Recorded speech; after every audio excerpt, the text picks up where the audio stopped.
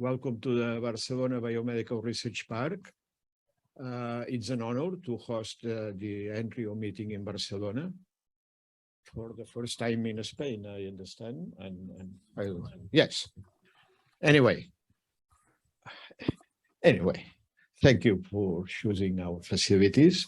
My name is Jordi Camí. I am also a member of the Catalan Committee for Research Integrity. I was the former president. I am also the director of this large scientific infrastructure that is home for 6 high-ranked research centers focused on biomedical research. Every day in this building, we gather about 1,400 people working at the academic centers of the park. 35% of the research staff is foreign from more than 50 countries. With this critical mass in this building, we achieve cross-fertilization between life science and biomedicine, clinical medicine. Under this, under one roof, you can find here scientists from basic to clinical and epidemiological research from molecular and populational perspective. PRBB has a critical mass of more than 120 groups that enables research of excellence in a wide diversity of fields. I would like to highlight that PRBB centers have adopted a code of good research practices, which has been jointly updated and agreed since its creation more than 15 years ago. More importantly, all our PhD students, that's more or less 250 students a year, receive compulsory training on research integrity. This is a teaching activity existing also since 20 years ago. This building, this facility is connected with one of the largest general hospitals existing in Barcelona, Hospital del Mar, as well as the teaching facilities of the Pompeu Fabra University. So this is an inspiring environment for biomedicine and life science research. We are located in front of the beach of Barcelona, so it's a very special place. Enjoy the meeting, and for the people who is here, please take time to enjoy also the city of Barcelona. Welcome again. Thank you. I will then make you thank you very much, Jordi. I would like to welcome you from the Catalan Committee of Research Integrity. This is a member of ENRIO. Això va bé, noi? Yeah. So the Catalan Committee has been open as a program of the Catalan Council, Department of Universities and Research 3 years ago. And our task has been essentially to try to make people, scientists, aware of what research integrity means. We have done a number of meetings and training, and this we consider part of our, that's the reason that we are organizing this session open to other people that are either present or online. So to make people aware of the need to implement good scientific practices. As Dr. Camí has said, the first one was here in this building, another one, and I think ENRIO had a meeting in Madrid some years ago. I think it was in 2009 or 10, but before ENRIO existed or something like that. So it was one of the first ENRIO meetings. I think that was because the other committee that we present jointly, Maria Luisa Salas and myself, is the Ethics Committee of the Spanish Research Council that has been working for some time, for 10 years. And so we will present the kind of conflicts that this committee is also facing. So for us, this is a very good opportunity for you to know our activities, to know us, and for our people to know what ENRIO meaning for us. I think it is then one of the interesting things for us to have you here is to know the different cultures that exist in Europe, the different solutions that different countries have tried to find in order to face the question of research integrity that we all believe this is a central question for science quality and science credibility. So welcome here. We hope you enjoy these 2 days here.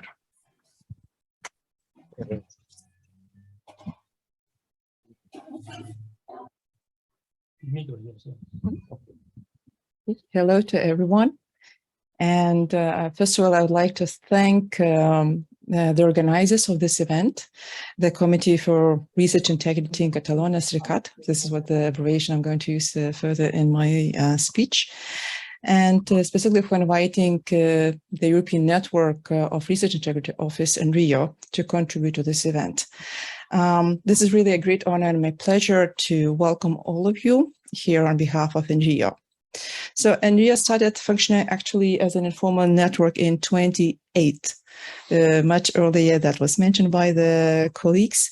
So after a short space, Ethics Committee of the Spanish National Research Council joined ENRIO, and recently we have a new member, so that joined ENRIO a couple of years ago, which is CIR-CAT.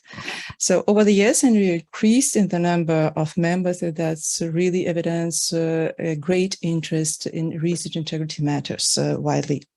So like-minded organizations and people gathered to further research integrity promotion and practice by exchanging information, experiences between the members, sharing good practice on diverse topics, issues, encouraging the spirit of educational leadership, supporting new bold spirits, as we have lately in Estonia, and developing collaborative relationships with others involved in research integrity promotion.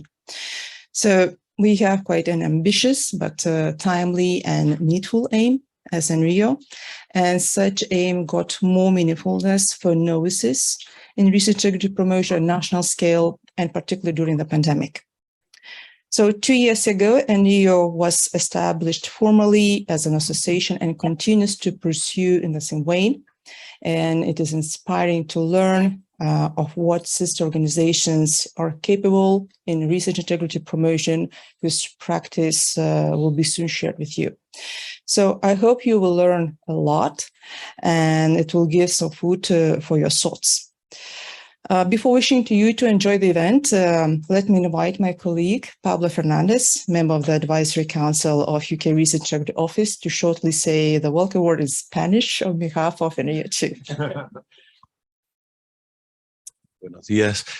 Y yo represento aquí a Inglaterra, en realidad, pero soy de la parte de Inglaterra que linda con Sevilla, así que podemos entendernos en castellano.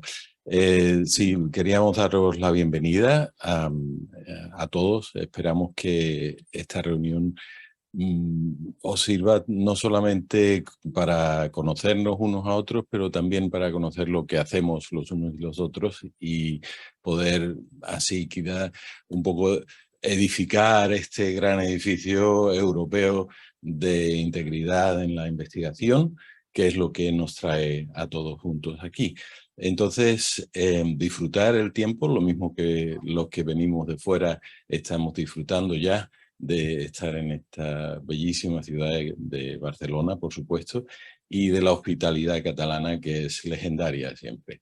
Así que muchas gracias a todos y thank you, and I give you back the microphone. I pass to the next one.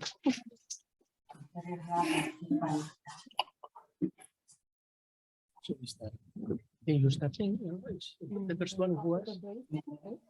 Do you have agenda? Anyone has agenda? Yes. Who was the first? Sorry.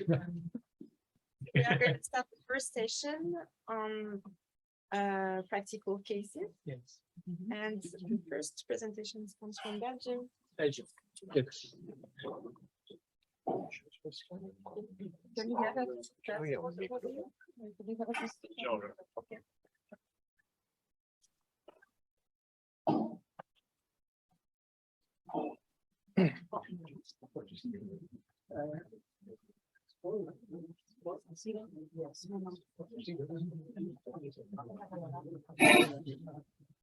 There was a request by the CIR-CAT to have some inspiration from cases from. Will that be better? Okay. Trying to get another one, but please. Yeah, that's okay. That's for the people online following as well, of course. Yes, thanks. So we were asked, ENRIO members, to inspire the CIR-CAT with some examples from abroad of cases and what our role is in these cases. And Gert will present a case or a number of cases that will just give some introduction for what our role is in these cases. So we are the Flemish Commission for Research Integrity, which is the second advice mechanism for cases in Flanders, so the largest, the most populous part of Belgium. So that means whenever there is a complaint, a research integrity complaint, it is filed with the institution, university typically. Then a commission in the university investigates this. There is an advice. There is a problem or there's not so much a problem. And when someone requests a second advice to this first advice, it comes to our desk. And then we are supposed to give a second advice. And these two advices then go to the head of the institution, who can take any measures required. So we had about 30 cases in the last 8 years. So that's not that much, but we try to handle them as well as possible. Most of our cases are in fact credit cases, so authorship disputes, which will definitely ring a bell with most of you. We also had 3 complaints about fabrication or falsification. When there is no evidence, it's hard to tell if it's fabrication or falsification, if there is no raw data. I can tell you a bit more about these cases, but there's a special case that is not falsification or fabrication that we want to tell more about. And for that, I will give the word to Gert. It was Gert is our president of the commission, who succeeded André van Stertegem, who most of you will know. So it's about undisclosed conflicts of interest, which is really a domain of possible infringements. And we have kind of a serial whistleblower on this kind of case. Gert, there you go. This is a fairly recent case. We got well, the whistleblower belongs to an organization that does evidence-based, that tries to promote evidence-based medicine. So it's all in medical world. And there are a number of research groups that explicitly mentioned sometimes that they have no conflict of interest, and in other cases they simply didn't do anything, didn't mention anything, also didn't explicitly say that they did not have a conflict of interest.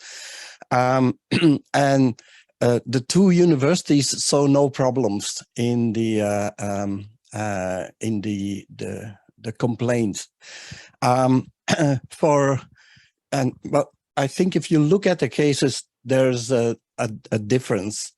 Some people just look at whether there are financial issues, but financial issues is just that's only part of the problem, I think. And then you can look at the whether the journal that published the paper, whether they have specific rules or not. And in some cases there are rules, in some cases there are no rules, and the authors can simply say, well, we didn't violate any rules of the journals. Now, in my opinion, this is a very minimal sort of or a minimal view at these cases. We are still in the process of handling these two cases. But we had a discussion in our commission, and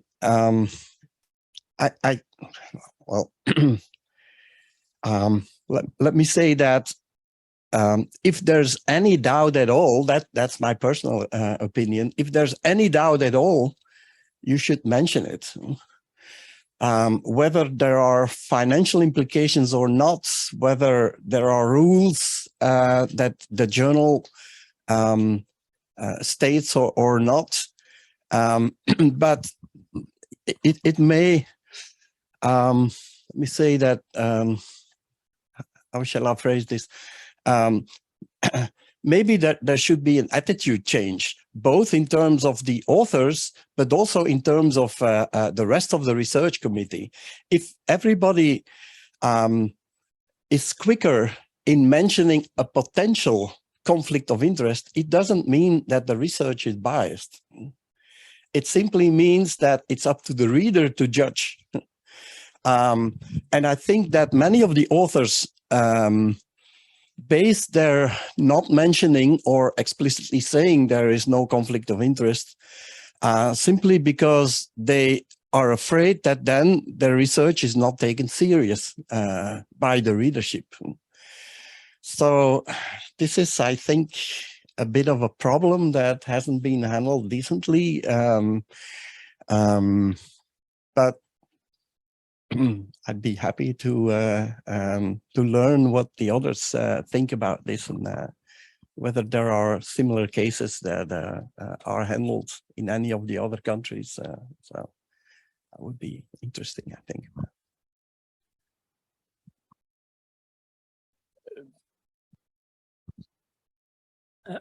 So are you talking about economic, financial interests only? Because I think that was one of your points, no? If not, what other kinds of interest do you consider? Well, I think we can talk freely here. One is more or less financial in the probiotics sphere. There are a lot of companies selling probiotics, and there's a lot of research going on biomedical fields on the effects of probiotics. So most of these conflicts of interest are indeed financial. But one of the complaints we had was that some researcher who is in fact the head of an organization called the Meat Research Organization, which is not really clear if it is really the meat lobby or not. He is the non-remunerated president of that. That is not a financial conflict of interest, but if he promotes meat, of course, and it's something that he should declare. Ioannidis, who most of you will know, has written a kind of a guideline for a conflict of interest declaration, in which he advises to also, for some types of research, also declare the diet you are following. So if you're a vegetarian or you're a carnivore, that you also mention that. So there is some field that is not really straight lined. What is right and what is wrong in conflict of interest declaration, and that's also what we found. We are a bit puzzled of what will we now judge with these cases, because if you look on the rules and the guidelines, they don't violate any of these. The institutions, they have very weak or no rules on conflict of interest declaration. Only things like researchers should mention any conflict of interest. And that's also what the ALEA Code of Conduct says, something very generic, which is not an instrument we can use to say, hey, you should have declared this, and what you did was not enough. Also, the journals have very weak, mostly very weak guidelines on conflict of interest declaration. One of the journals we we are investigating has no guidelines at all, and the other has only substantial financial interests. And what is substantial? It's up to you. But in the USA, things below $20,000 are not of substantial interest or something like that. So it's quite difficult. So we have two points of view. One is, are these researchers guilty as charged or not? And we are about to say, no, they're not guilty because there is no rule or guideline that they are really violating. But we all feel that they should have mentioned things that they didn't mention. So the other thing is, how can we, in Belgium or European-wide, have some more strict guidelines or some better policy about declaration of conflicts of interest? You're raising your hand? Yes. Yes, okay. No, I just had a comment. Thanks. It was a very interesting case. And I think that we have seen these cases in Norway as well in the latest years, a lot of cases about conflicts of interest. My question, you actually answered it now about guidelines, because I absolutely think that guidelines play a very important role in raising awareness about these issues. Yes. And we have national guidelines in Norway about transparency, about different roles, and not only about financial interests, but also other interests. And I think that's really crucial in order to raise awareness and also to assess these cases when they arise. And they really arise in a lot of different areas. And it's not only about commercial interests. Indeed. In that. So, yeah, so I would really recommend national guidelines covering more aspects than the financial aspects. Yes. Do you have examples in Norway of a guideline? About the guidelines, yes, we have. I mean, we have different field-specific Yes. or in different subject areas. So we have guidelines for science and technology, and we also have national guidelines for social sciences and humanities. So they are quite similar in this these respects. And the cases we have had, there are many different cases, but in science and technology, we have seen cases where there have been questions about the credibility of research because different actors with maybe political interests have been involved in controversial projects, and then these questions arise. And then, of course, it's so important that you have this openness from the beginning. Yeah, so I can. Okay, perhaps that's an inspiration for a kind of a homework for ENRIO to gather these good examples of national guidelines on conflict of interest declaration in order to perhaps inspire us to make national guidelines on that as well. There is a question here on the third row.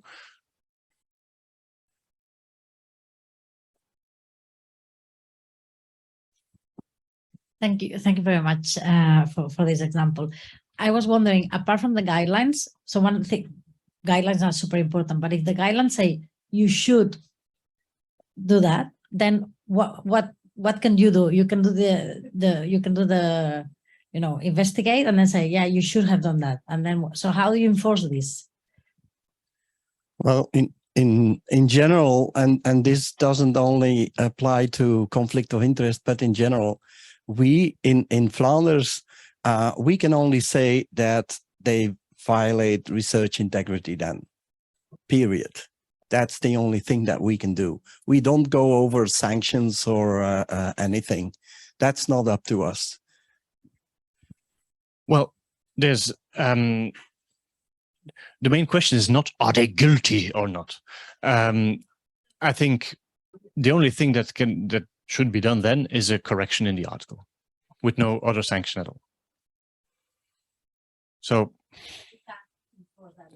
we can't enforce, that is right, we cannot enforce it, but as the kind of subnational committee, we have a kind of a moral authority that if we say something in our advice to the head of the institution, they will probably follow it. We have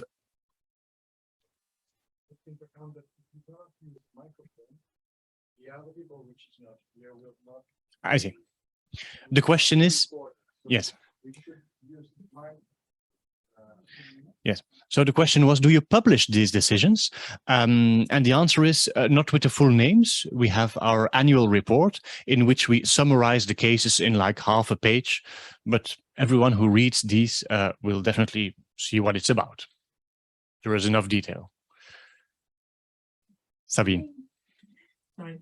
I just wanted to bring in some additional information. We also do not have a guideline, but as part of the consortium of standard operating procedures for research integrity, which we will discuss in the afternoon, the new guideline includes that everybody should have a declaration of interest guideline at the institutional level.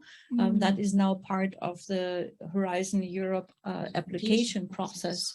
And here the requirements go beyond the funding topic. So they ask institutions to have guidelines for conflict of interest in regard to research conduct, funding, peer review, evaluation, assessment, promotions, and collaboration across sectors.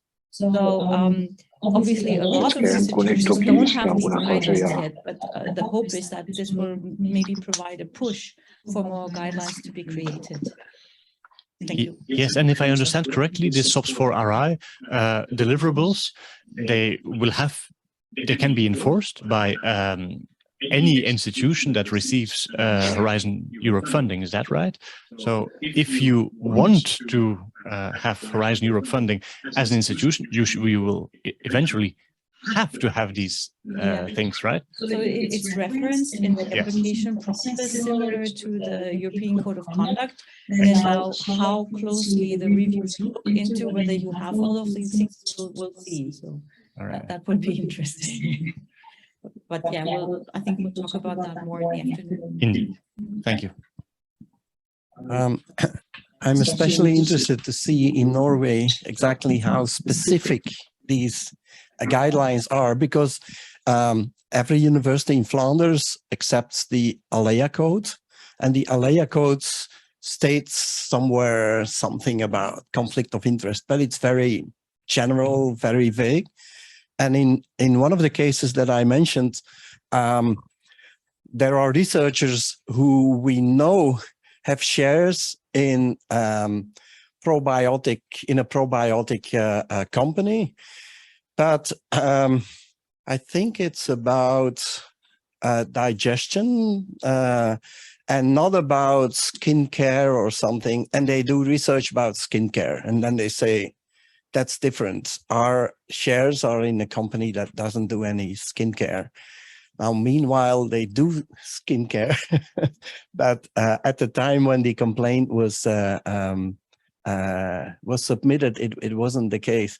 So how can you circumvent? I mean, I'm very curious to see how specific the statement is in Norway.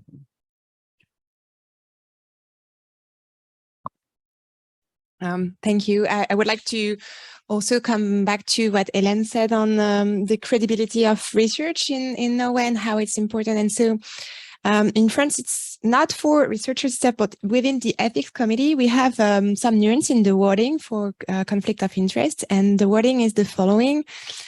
You should declare what is or seems to be a conflict of interest. And I think this nuance can be an interesting path to follow, because of course, sometimes you will find that you have some links, but it's not a conflict of interest. And if you assess that yourself, you can not declare it. But if the wording is the following, then you have to put yourself into the shoes of people who would read it or maybe question your credibility in assessing or some ethical questions. And so I think it's still very broad. It's still not guidelines, but it's also maybe some things that we could, for some topics, be applied to researchers and not to ethics committee only. It is very subjective, but it's the first point was you should declare conflict of interest. So this is also subjective. So this is like another level of subjectivity from, like, say, the outside point. No, but let's say to count on people being reasonable. Let's say you have a link of interests, but it's not a conflict of interest itself. It's just, you know, someone, you were working for an institution before something. Then you can, like, even being objective, saying, okay, I'm very far from it. It was a long time ago. But then you know that if your conclusions, for instance, on a case are read, and then people would say, okay, but he or she was working in this university 10 years ago. So are there conclusions? Can we trust these conclusions, etc.? So that's just trying to make yourself more credible in what you are doing or saying, but still very subjective, I agree. All right. In the interest of time, I think we will stop here and give the floor to Carol, I think, right? Yes, well, I think we have told our case and what we do. Yeah, are there any other interventions from the floor regarding conflict of interest declaration? Some people think about ideological conflicts of interest. This is extremely complicated. And I don't know whether we have to go in this direction or not. But your opinion will be interesting. Do you have cases where you think, well, this person belongs to this party, this political party, or this association, which is an association of stakeholders that favor this kind of activities? Should we go in this direction? Are you going in this direction? Any one of your committees is going in this direction?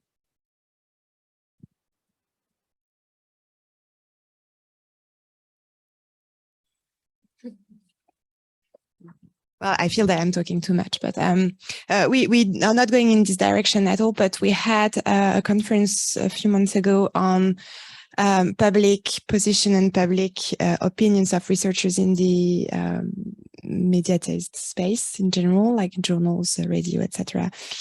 And well, we didn't come to any like strong conclusions. We just like kind of explored the topic. But what we saw is that several institutions started to draft some charters and codes for their institutions on how researchers should present their opinion when they are talking in the media in general.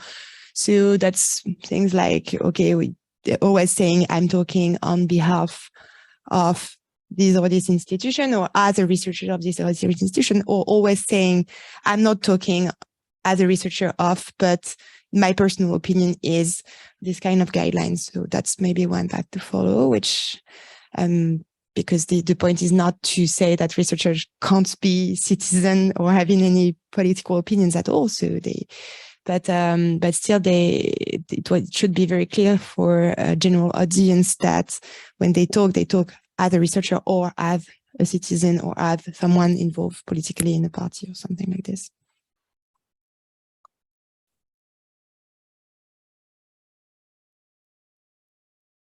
All right.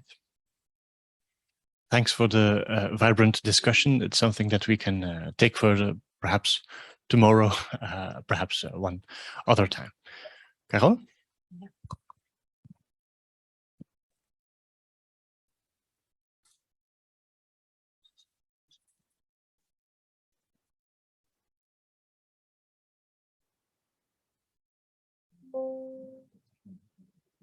I'm gonna need the password, please. Oh, maybe I don't. Okay, sorry. You just enter the same other username. No, it's locked now.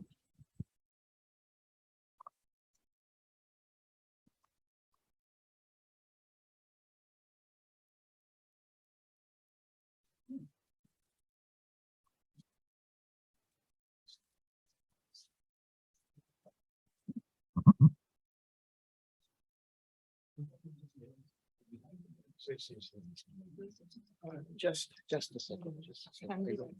Yes, she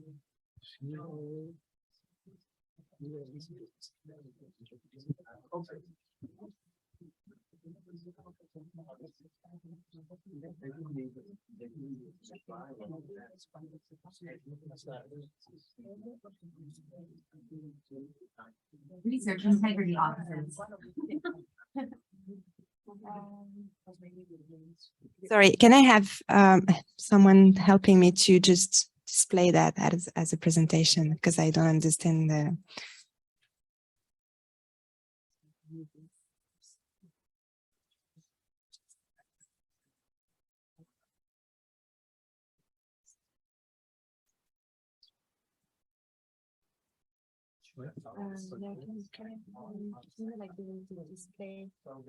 as a presentation. Yeah, I think that's display as a presentation or something. To see the full screen, all screens. This is the second slide. This is the next slide, but we can explain it to the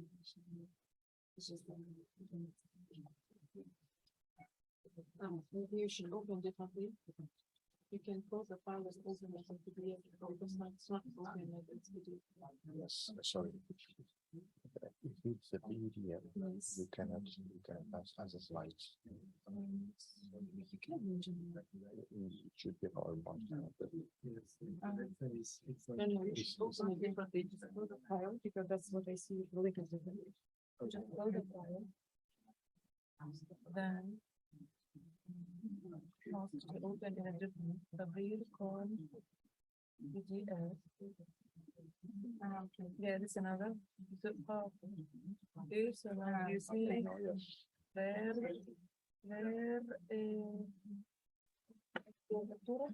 The first. I think it's Thank you. Thank you very much. Sorry about this.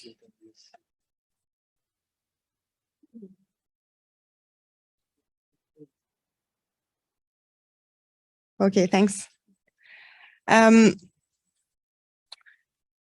Okay, thank you very much. I actually will present a practical case, but I think the practical is in a different meaning than what was presented before. So I'm not going to present a case itself, but more a procedure, which is a new procedure that we have, because again, the idea was to share some different approaches to discuss all together. And I think maybe these approaches will be interesting.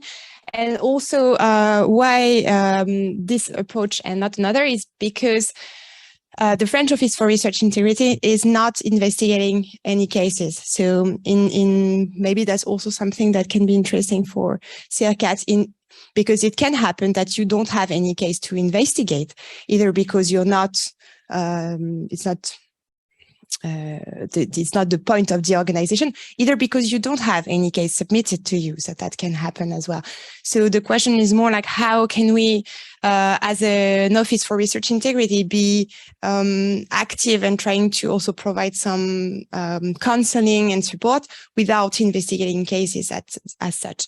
So what we do is to work on an observatory of like the situation of research integrity in France, building resources, and also trying to have conference, working groups, more general approaches, so that people will commit into research integrity practices from the other side of research integrity, which is not dealing with misconduct, but trying to sensibilize, raise awareness against misconduct, and so maybe more training, etc., etc. But what I was wanting to present today is an evolution in the national legal framework. So I won't go into all these different things, but what I think is interesting is a specific case, which is the process of death row. So, so as I said before, the organization of level of responsibilities of research integrity in France is threefold. So you have the individual level, of course, everyone is responsible for their own behavior, and researchers, but also research staff. But at the cases itself, the institution policy, the training of researchers, training of junior researchers, etc., is dealt at the local level. So that would be the governance of the university or the research integrity officer, and every institution has to have a research integrity officer, an official one, and to declare it to the French Office for Research Integrity, where we are going to coordinate the whole network of research integrity officers. And so this person, and together with the governance of the institutions, are going to deal with cases, misconduct cases or questions or any kind of counseling that people will need on their project at the local level, or together with some other institutions, of course. So that's the reason why we have like so many houses. All of them have the same system inside, but they are going to work together if in the case of a collaboration, for instance. And so the office is at the national level, but not really inside the cases. And the Ministry of Higher Education and Research is also pretty disconnected, because it shouldn't be kind of driven by political changes or interests, etc. But still the ministry is issuing, for instance, regulations, law, etc. So of course we need to have connection with them. And so why am I telling this is that the deferral system is something new that just came to try and complement this organization that I showed before. And so that's a way of having everything dealt at the local level, but still the national level able to actually participate in some specific case. So you have three type of situation. When the research integrity officer considers that he or she is not in the position to investigate a question or report in an independent, impartial or objective manner. So I know that now Perry will tell me that it's very subjective, but yeah, well, that's the idea. Second one is where the matter or report is likely to involve the governing bodies of the institutions, because of course, in the following presentation, they are the one getting the conclusions from the research integrity officer and then issuing, for instance, disciplinary measures, any kind of measures. So if they are involved in the situation, they are in a conflict of interest. Or if the president or director considers that he or she is a conflict of interest. And in this case, they can ask the office to propose an ad hoc committee to deal with the case. And the reason behind that is really a matter of trust, like in general, to guarantee honest and scientifically rigorous research, but through the fact that research integrity officers can be independent from their governing bodies if they have to issue advice or conclusions on the case. So, well, I will talk shorter than what is written on board, but you can read or maybe have the slides afterwards if it's interesting for you. But the idea is that, so the first situation is this situation of being independent or not independent, impartial, or objective. So, for example, having an existence of any past or present links between them and one of the protagonists, so the complainant, the victim, or the respondent, then they should involve the president or director of the institutions. One important thing is that the research integrity officer does not have to justify this. So they just can go and see the president of the university and say, I can't investigate this case. And they don't have to explain why. And it's recommended that the president or director should not say, well, can't say no to that. So if they want to be withdrawn for the case, they are. So in this case, when it's the research integrity officer himself or herself, then it's internal somehow. So that's the president or the director of the institution who will try to find someone else, an ad hoc expert or committee. And it also can be outside, say from, let's say, if there is like collaboration between two institutions, they can ask the research integrity officer of any research organization they are working with, etc. So that's the first case. And then you have the second and third situation. So where the matter of report of the case is likely to involve the governing bodies of this institution, or if the president or director of the institution considers being in a conflict of interest, then you have some examples. For instance, decisions taken by any governing bodies.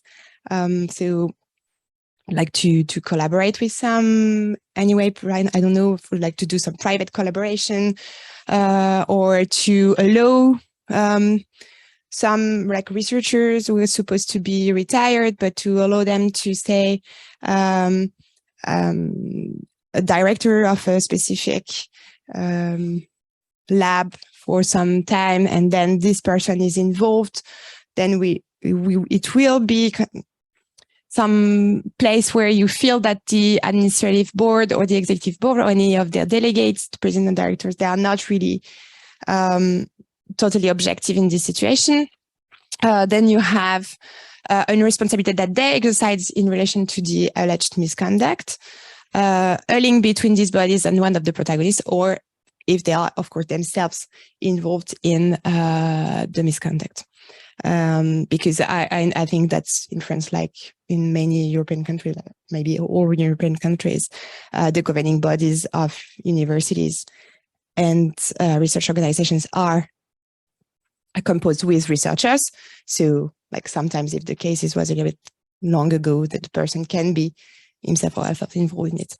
And so then you have the conflict of interest, and then in the national recommendations, conflict of interest is described as a personal or professional link that the person have had with the protagonist or the subject of the question of the report. So that's a very broad definition of what can be a conflict of interest.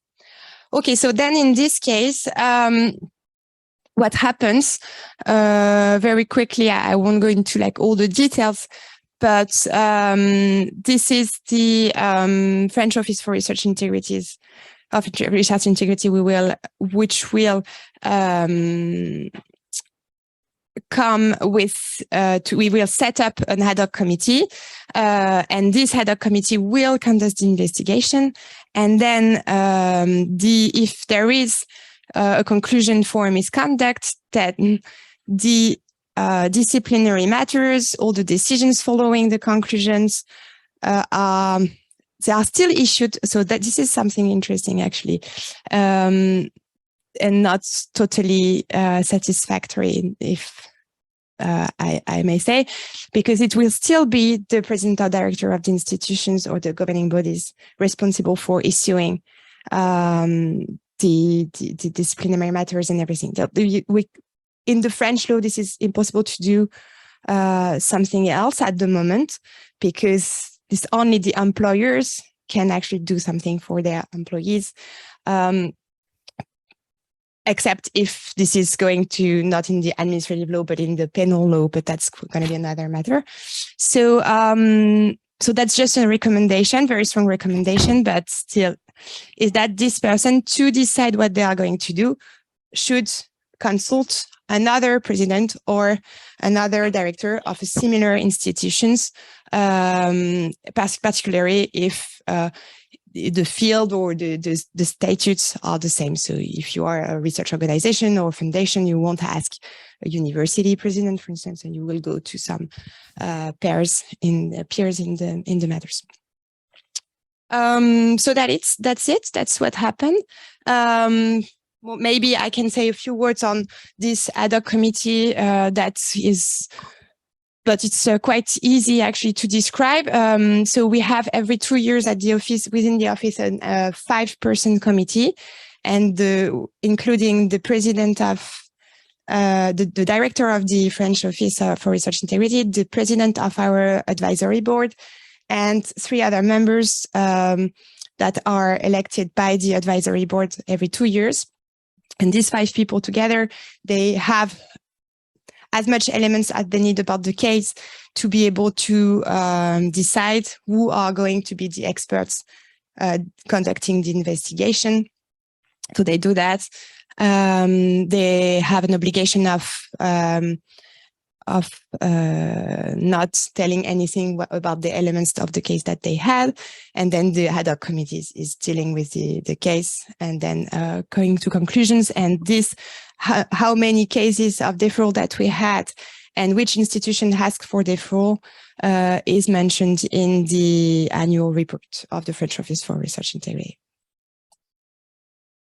Yeah, of course. Well, I mean, I don't have any at the moment because, as you've seen, it started in 2020. So we had, at the moment, we had 3 cases from the time the law has been implemented to nowadays. One is actually at the moment in process, and 2 has been done.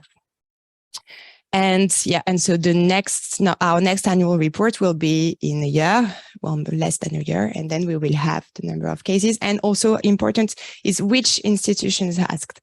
So of course it's still anonymous and it's still confidential, like in the sense where we won't say anything, but like very, very mediatized and public cases, you know where the researchers are coming from, etc. So you can, well, I mean, without having elements that you shouldn't know about the case, even in the general public, you can have an idea that each institution wants the conclusion to be trusted.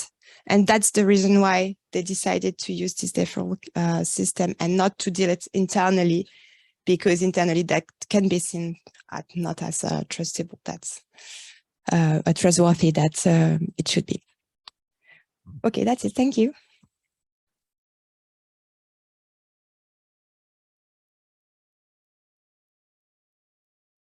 Have a question? Oh, it is on. Okay, sorry.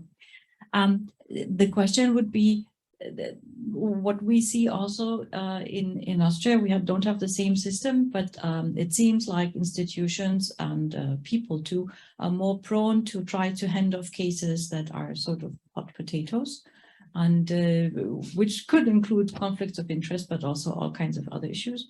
And so if this is handed off to a person at a different institution, do these people have the right to say, no, thank you, I don't want this one? So do they have to agree? And then does it mean that you have to walk from person you want to recommend to take over to person until you find one that says, yes, I'll take the hot potato? Or how will that work out?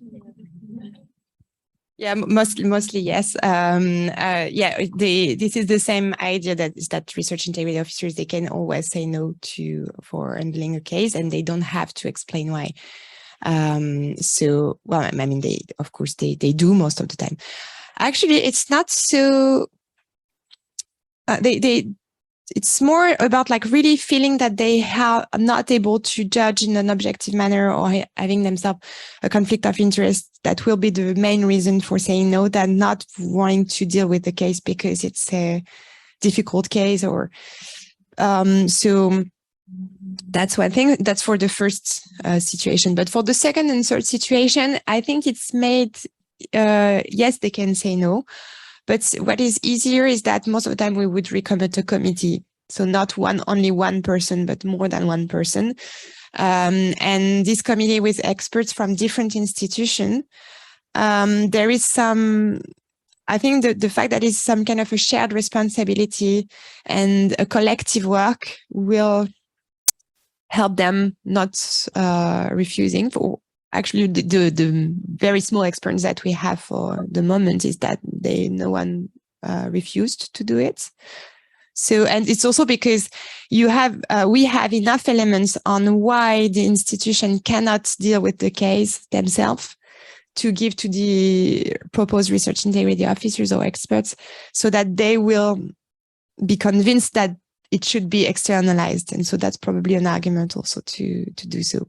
But probably the difference, maybe if I remember correctly, in Austria, you also display a report on the different cases at I'm not sure, at the national level. You have a report with where you can have an explanation and history of the case that you treated, or not? Or am I mistaken?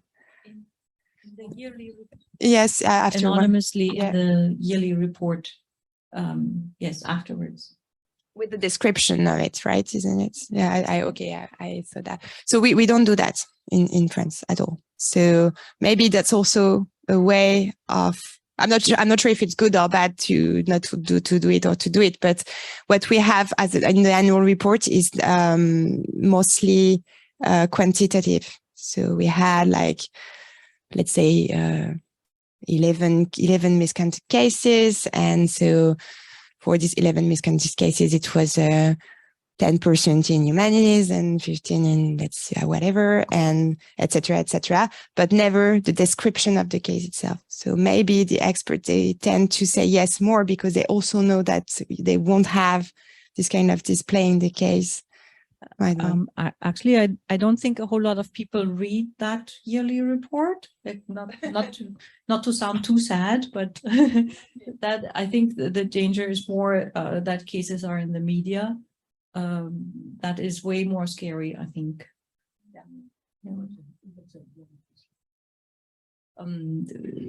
People get personally attacked if their names somehow appear in those proceedings, because they're obviously different parties and perspectives, and who is the bad guy depends.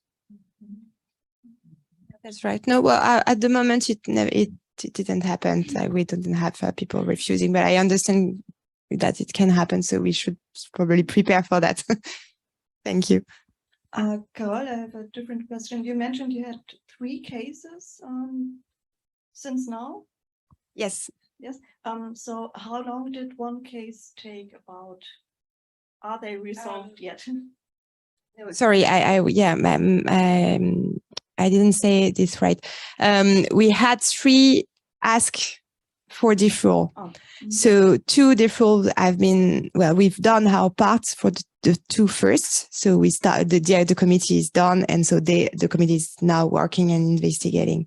And the 3rd one, we are still in the process of defining who are going to be the experts within the committee.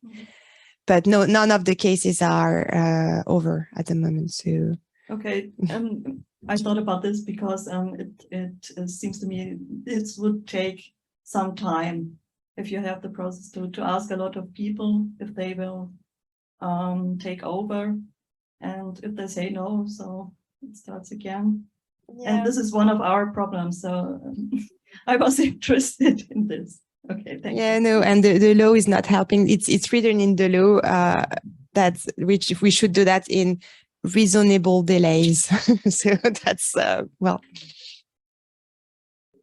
So if I may, since I have the microphone, to continue with the same question of who does the investigation, do you have kind of a pool of experts that in different fields that you can always go to, that they're maybe trained somehow to do these investigations, or are they just any random researcher? How are they chosen? Before the French Office for Research Integrity was created and installed, there was a non-official network of research integrity officers, more or less looking like ENRIO. It's called the RESINT. So that's a Research Integrity Officers National Network or something like this. And so within this pool, you have past and present research integrity officers, plus somehow some people who were into developing training for research integrities. Also in France, we have 3 different committees. We have the research integrity, the deontology, and the ethics committee, and that are 3 different bodies. So within these different bodies, you also have experts that can be asked for. In every institution, you have the research integrity officer, but also whistleblower officer and the ontology officer. So there's also people that can participate. So I think it's made like some kind of a pool. But sometimes we can also ask someone from outside and even from abroad. So that would be possible. Okay. And then I had another question, which is of the 3 different reasons you say that you could use as to deferral. They all depend on the institution actually asking for it. So is there an option like they mentioned in Belgium that someone's not happy with the investigation at the institution and they ask for a second opinion deferral thing? No appeal system at all. There is one solution, but it's not, the solution would be to say that this is a deontological problem, that an institution is not doing what they have to do with regards to research integrity matters. So then you will have to appeal to the deontological committee and see, like, there will be an investigation about like the deontology of the governing bodies of the establishment, and maybe this would lead them to be forced to actually follow the. But no, if like beside this, there is no appeal system and no solution at all. So we still depend on the goodwill of the institution. I have a maybe follow-up question on that. Do you have any idea? I mean, in the literature on research integrity, it is often mentioned that institutions don't like. Well, they are very much interested in their reputation.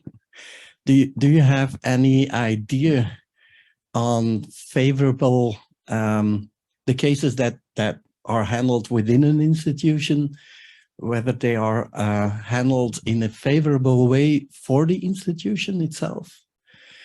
I'm asking this because in Belgium, we are with 9 professors, and they are from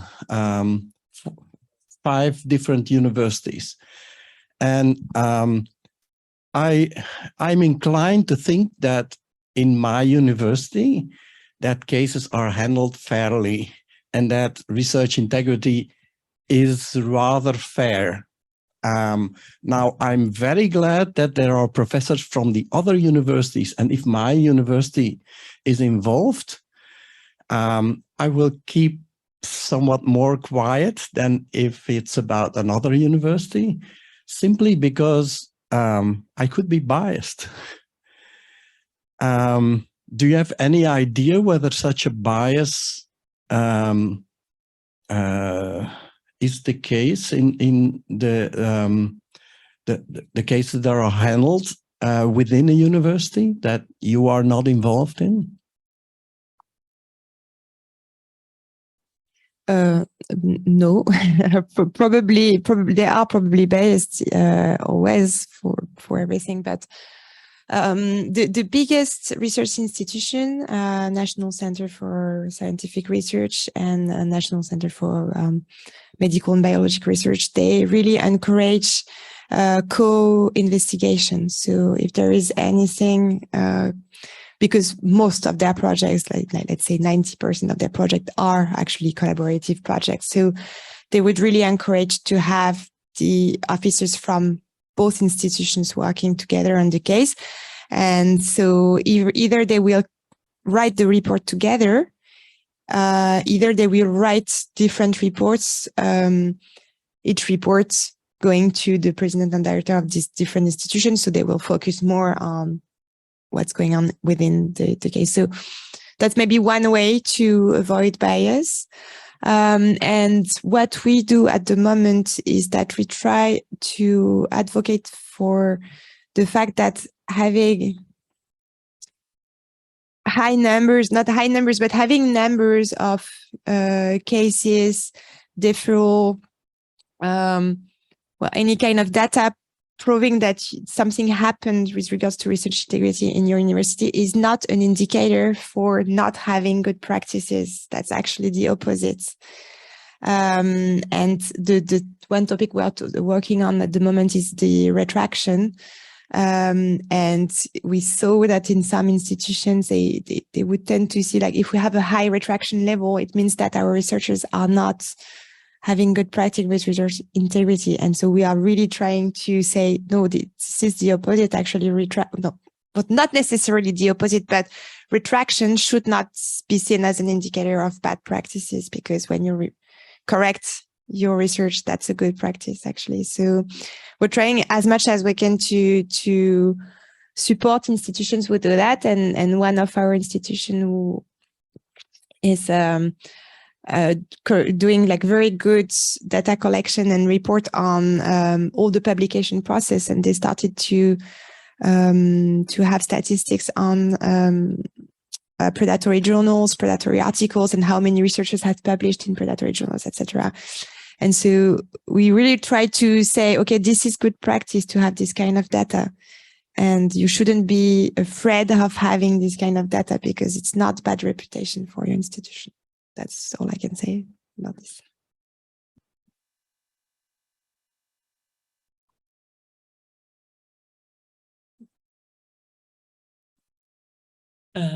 You have data, because as far as I understood, your office only acts when there are these cases that there are problems within the institutions. Do you have data of how many cases there are, for instance, in some universities or in CNRS or whatever? Not yet, but we will. Actually, that's one of the evolution of the legal framework, is that starting in next January, every 2 years, every institution will have to submit a report to us on the number of cases, action taken, etc., etc. So we are at the moment building the template of it, so and how they will actually report that. And we won't be allowed to display the data university per university. So we will have to have consolidate data from this data. And the Ministry of Higher Education and Research will have the data per institution, since they are the one that, like, dealing the institutions. And I don't know what the ministry will do with the data. They probably won't display. We had a small survey recently, and most of the research integrity officers claims to be dealing with approximately 5 cases a year. So that won't be a huge amount of data. But probably with this, we will see the numbers rising.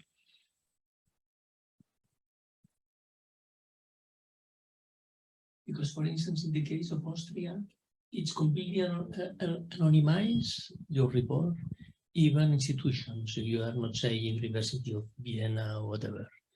So you say, just we had a case of, it's in other countries, also it's similar way, no, I think. Yes. We do the same. We do not disclose the university name. We do not disclose the department, institute. For example, we investigate about the rector. So we also anonymize.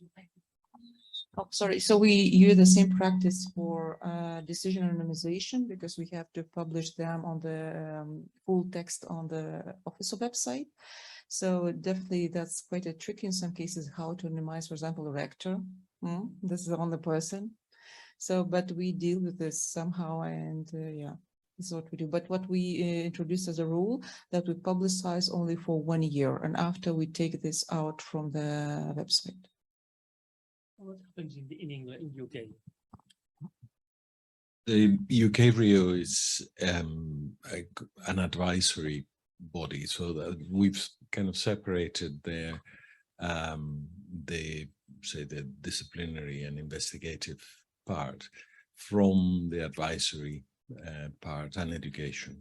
So if we get a whistleblower that contacts UK ENRIO, and they normally will do that because they know we're independent, we work with all institutions and none.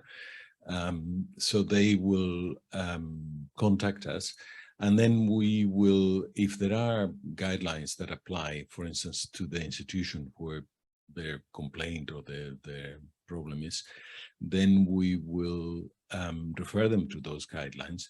But we will also normally try and educate them about the issues, because we're contacted by everybody, members of the institution, but also members of the public and so on. And often the complainant doesn't have a very good knowledge even if they're in a research institution, of what the applicable guidelines are and what so we try and do that kind of part of the job previous to.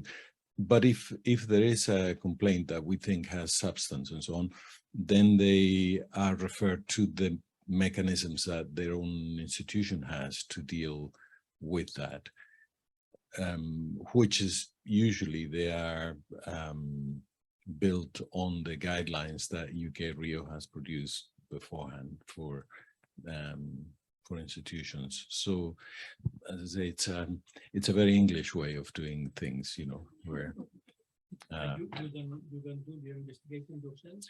we don't do the investigation ourselves, but we are often asked by one of the, you know, the methodology for investigation in the universities is a pretty standard, I guess, in that when there is a complaint, they first have like an informal review of the complaint within the Office of Research Integrity of the institution. And then if there is substance to that, then they establish a formal commission of inquiry with senior people from different departments in the university, for instance. And we are often asked to send a representative of UK-RIO as an independent advisor to the commission of inquiry. And so we try and help in terms of not so much in terms of the investigation itself, but in terms of the methodology and, you know, steps to go, and advice on other. We normally have seen other cases similar to what they are seeing, so we can bring in that experience. And do you follow the cases? And we Do you follow the cases? How do you mean follow? Follow Follow up of what happens to them. Well, normally the institutions will inform us of what the results of those are. Yes. So, but we haven't yet got sort of searchable database of these things. It's more. We are working on that because that may be of interest to researchers at some point. But that's a big job.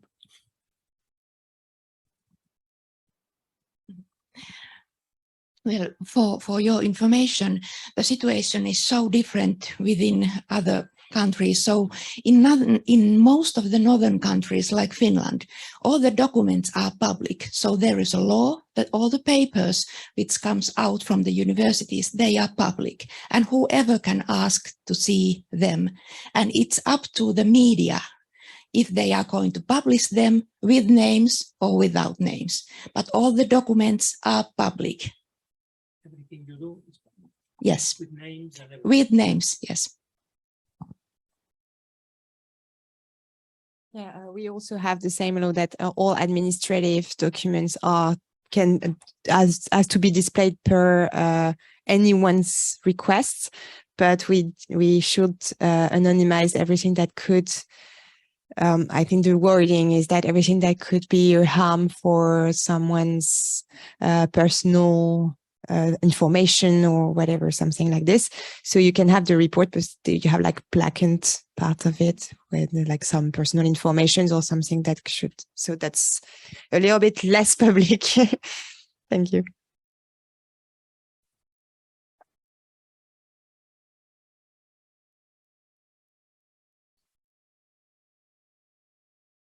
I think this is the time for.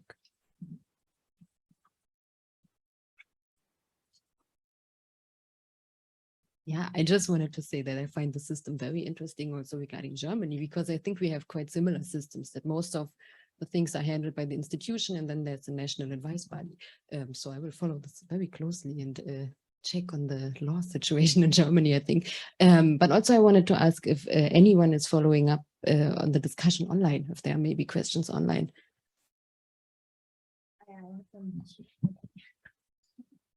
Right, you're right.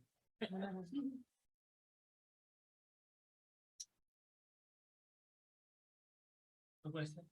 No. So how many cases you have in Germany every year?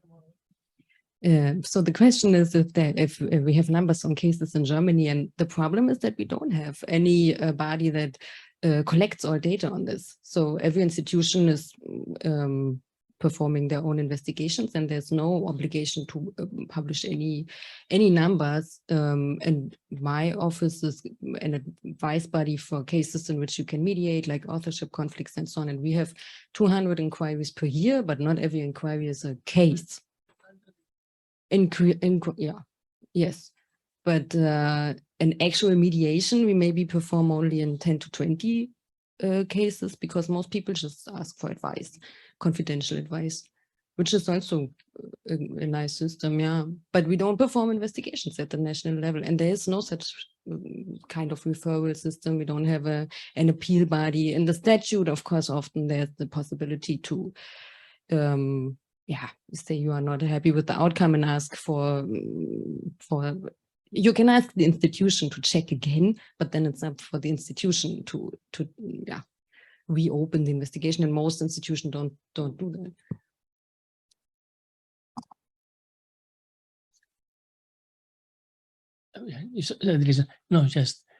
But for instance, I don't know, DFG is giving a lot of money to scientists. If there is, and it's a federal, no? It's an independent society, but it's federal, partly federal. But I mean, if DFG knows that some people have used wrongly the money, DFG does not refer to you, or to whom?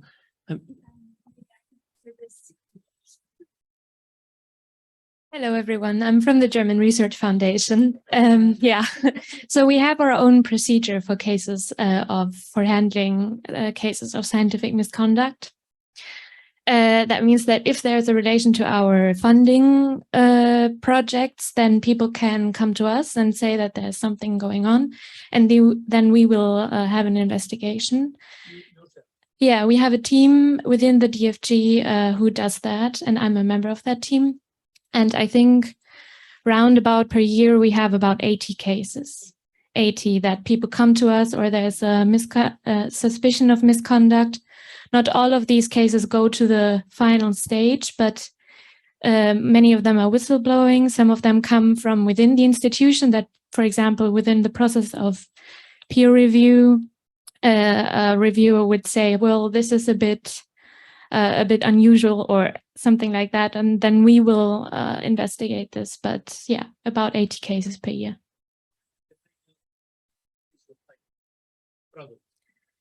Well, we have a procedure that has different stages, but the cases per year that have a sanction in the end is about maybe, I will check the actual numbers and get back to that, but maybe 10. So we are very, I wouldn't say reluctant, but we are careful with the sanctions. But yeah. What do the sanctions look like? We do have sanctions, yeah. That's because we are not a national organization. Even though we are the biggest funding organization, we are not a government institution per se. But since we are funding projects, we also expect the funded projects to be of scientific quality. And so if there's a case of scientific misconduct, then we can impose sanctions. Yeah. What kind of sanctions? Well, now I'm a bit, I hope I have the English terms right, but well, the first one is that we would like a statement to them and the institution, like, this was scientific misconduct, this is not okay. So this is like the basic one, a warning kind of, yeah. And then, but we also have, for example, well, this is maybe not a sanction for everyone because they don't get paid, but then we will not, if there's a scientific misconduct committed by a reviewer, then we will say, well, for the next 4 years, we will not ask you to review our projects anymore. And of course, we can say that for the next, I say up to 8 years, you are not allowed to submit projects anymore with the DFG, so no funding. And that hurts. So we are very, very reluctant, and yeah. And this is why the procedure is very detailed, and it takes some time. But then in the end, if there's a sanction, then we are pretty sure that it's accurate.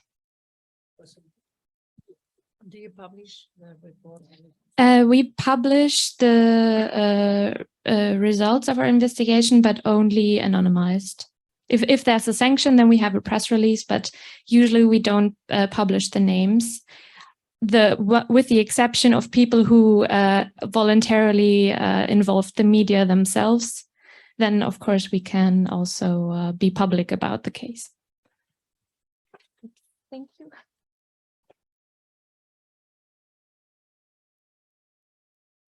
Hello, everyone. My question was about the whistleblower protection, and are at least the National Research Integrity Offices do something to ensure the rights of the whistleblower and in order to ensure that their careers are not endangered by the process? Is there a follow-up? Is there certain guidelines, or what are the things in place for that?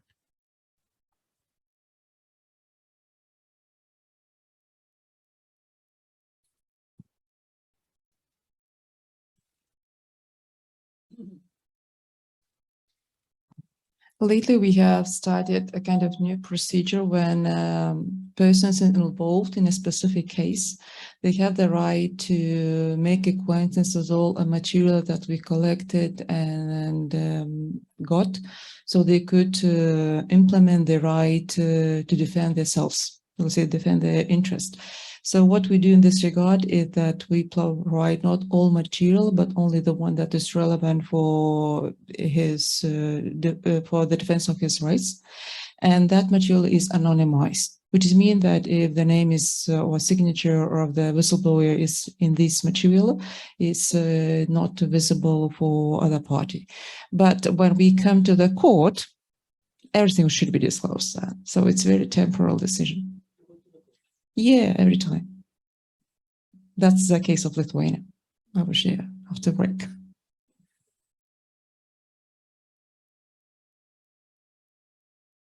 It's the right time, huh? Yeah, okay. This is time for coffee. Thank you.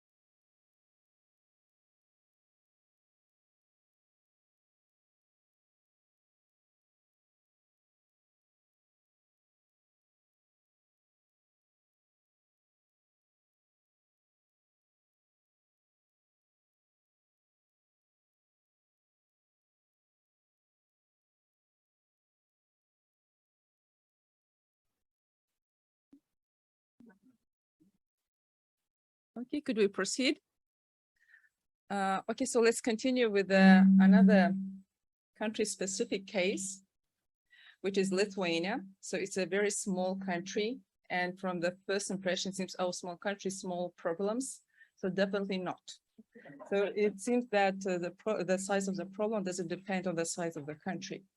And actually, the idea to establish the office in our country was from the big scandal about the plagiarism case in one of the biggest universities.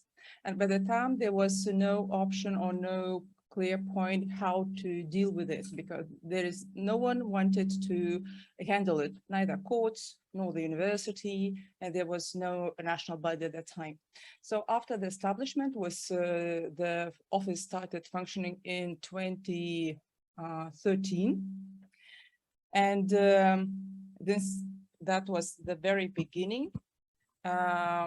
And the office was empowered quite to do a lot, which is mainly handling cases and also making some prevention in this regard.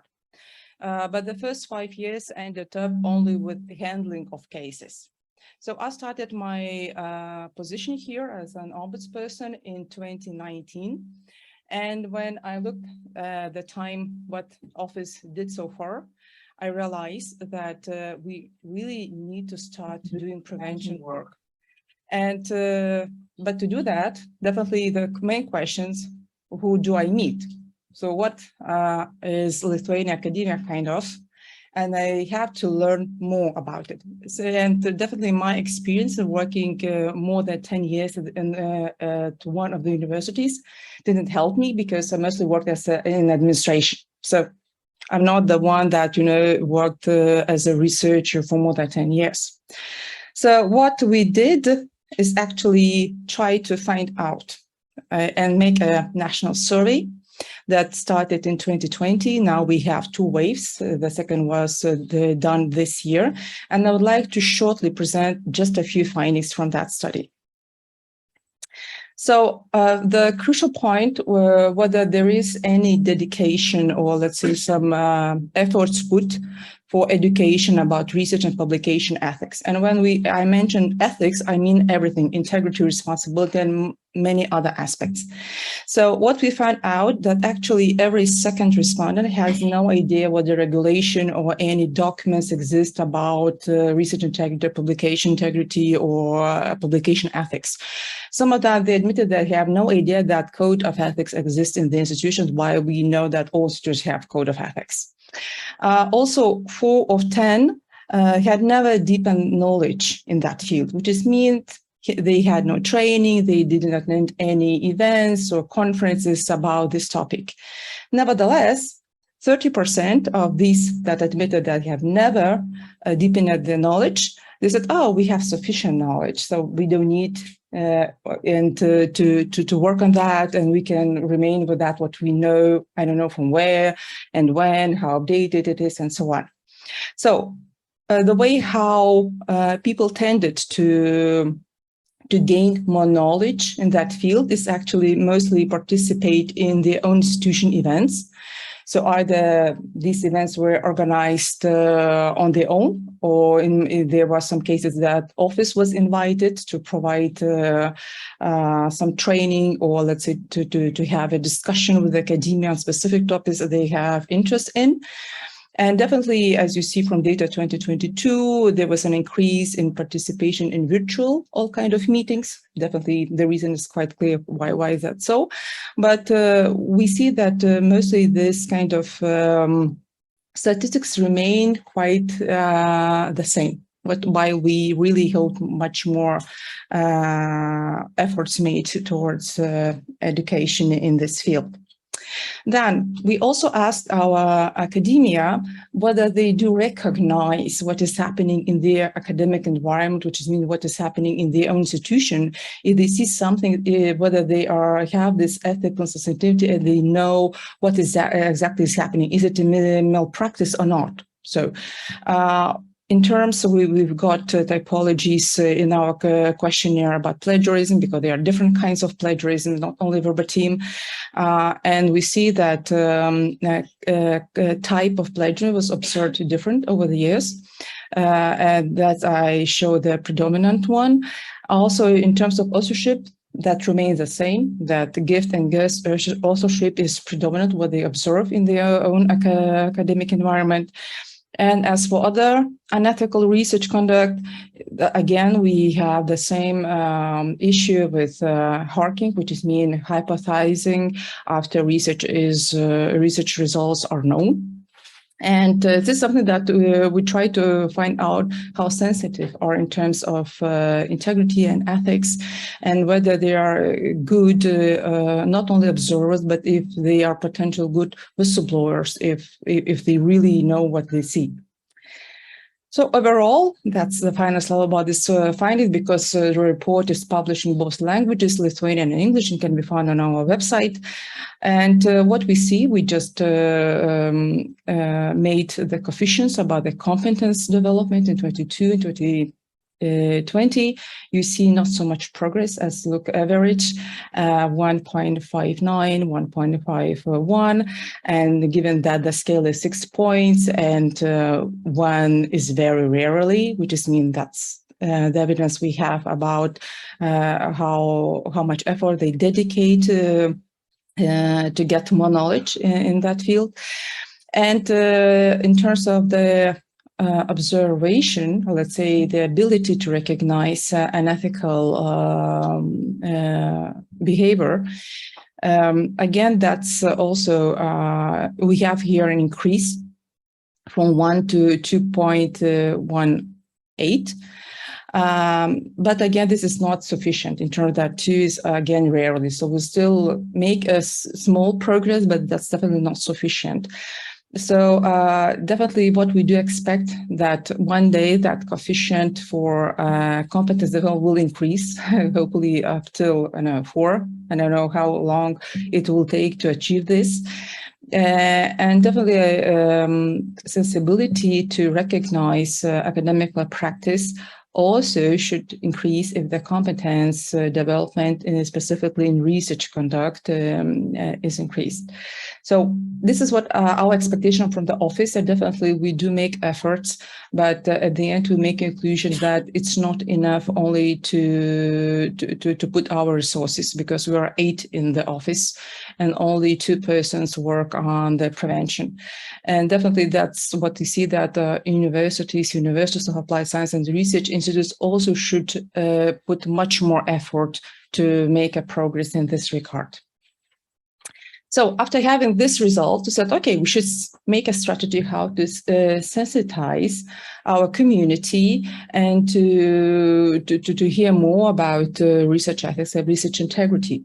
So the first one that we always mention, as usually people have no idea what they're going to become in a few years. But definitely if you come someone with a procedure role, it's very likely that all your papers will be read and screened from plagiarism and so on. So definitely they should be careful. It doesn't work, micro. Yeah. But you hear me well? People in there. No. Okay, so I'll stop the micro to work.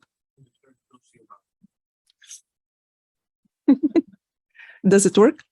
Okay, good. I'm closer to the micro. Okay, so what are this kind of prestigious positions and roles in Lithuania? So we have a criteria of an impeccable reputation in the law on research and higher education, and it is applied to the member of the Research Council of Lithuania. This is the main research funding organization. Then to ombudsperson, so this is my position recently. Also members of the Council of Public Higher Education Institution, each member, and then definitely director of higher education institution. So what this kind of criterion is about? There are 4 sub-criterions, and the first one that her behavior is in congruence with values of academic ethics, such as academic integrity and protection of intellectual property. So if someone is found out of research misconduct, he cannot apply for any of these positions. Another point that we started to do as office is actually, as well as mentioned already by Norway and some other ENRIO members, we started development of guidelines recommendations. So far, we have 2 national documents in this regard, the one that relates to the development of code of ethics, and another one for ethical review. Then we also revise legal regulation, which is mean that we look for these opportunities to amend the legal practice, how everything is defined, because in Lithuania, everything you can solve only through legal lenses. Otherwise, as someone says, if you should, maybe you should not. So it doesn't work. If you want something to work, you should, it must. So another way of sensitizing is to provide feedback for higher education institutions' legal acts draft. And what we do is only for code of ethics draft.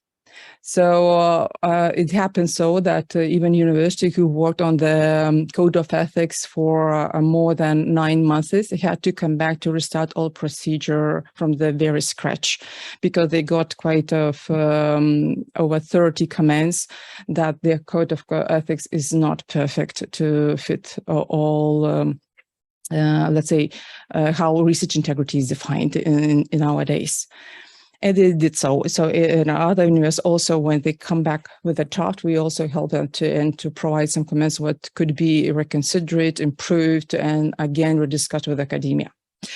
Then we definitely organize meetings, seminars, we have conference. So when we come up with a meeting, seminars, this is something that we do not organize, which means we do not initiate them. This is something that comes from higher education institutions. So annually, we have quite a lot of things to do, because they want some customized presentations and to find more, let's say, about plagiarism in arts. So definitely it's something that we should work in on very specific demands. And definitely the annual conference that we held each October, and that was that is the occasion to celebrate for us Global Ethics Day. We have newsletters. It's very new in our office, but we try to spread wider knowledge, not only what the office does, but what is happening in Europe, where they can gain knowledge, and so on. So this is definitely what they have. They have this resource. Also, we provide consultancy. And here there is really a big diversity of questions that we have. And sometimes we even after having providing the advice, we also suggest them even to go to the police department to consult, because, for example, one of the examples I can give is one university decided to suggest a topic for a bachelor degree paper, and that was about visualization of Soviet symbolism in this, what is this street, what an English word? This kind of advertising pieces. And in there is administrative responsibility if this is made publicly available, and bachelor degree papers are publicly available. And that's kind of in conflict whether that such a paper can be done, because the exception is done in that case only for research, but bachelor student does not do research. And that's kind of what to do then. So that's, that we also cannot provide solution 100%, but we see some risk and we guide them to also get consultancy from other organizations. And definitely we have another, this is not ours, sensitizing initiative, but that comes from Research Council. And they have 5 years prohibition to submit the research proposal to the Research Council in case of severe breaches of research ethics detected by the ombudsperson. So we communicate, we report when the case is closed, and they put a list who cannot get funding for the next 5 years. Okay, collaboration. This is something that is very horizontal, and definitely we collaborate with different stakeholders, including academia, governmental institutions, sister organizations, such as ENRIO. For example, Barometer was not our original idea. we collaborated with Thank ENRIO member, who really was very friendly in allowing us to adopt the survey to our needs, and we use it to investigate what is happening in our academia. And definitely we use this kind of discussions, what can we improve, because we do not want to reinvent the wheel, because so many countries are doing so good things. So why should we just, to do something different? So sometimes it's really more impressive, or let's say more powerful, to wait for someone's practice, as we did, for example, when we were drafting guidelines for ethical review. We collaborated with the University of Oxford to include template drafts. So when the academia know that it comes from someone that's really highly ranked in research, they said, okay, we should follow. Then externally, there are some other bodies in Lithuania when we can communicate academia. So the first one, there is a Commission for Ethics of Scientific Activity in our research funding organization. We can build dialogue with Lithuanian University Rectors Conference of Lithuanian University Colleges, which we did so, and I think that was quite productive. Then we have in our parliament provisional group for cooperation between SEIMAS, which is mean parliament, and academia. Then we have regular meetings with ethics committees in higher education institutions, and if needed, also with national student unions, as we have 2 national student unions.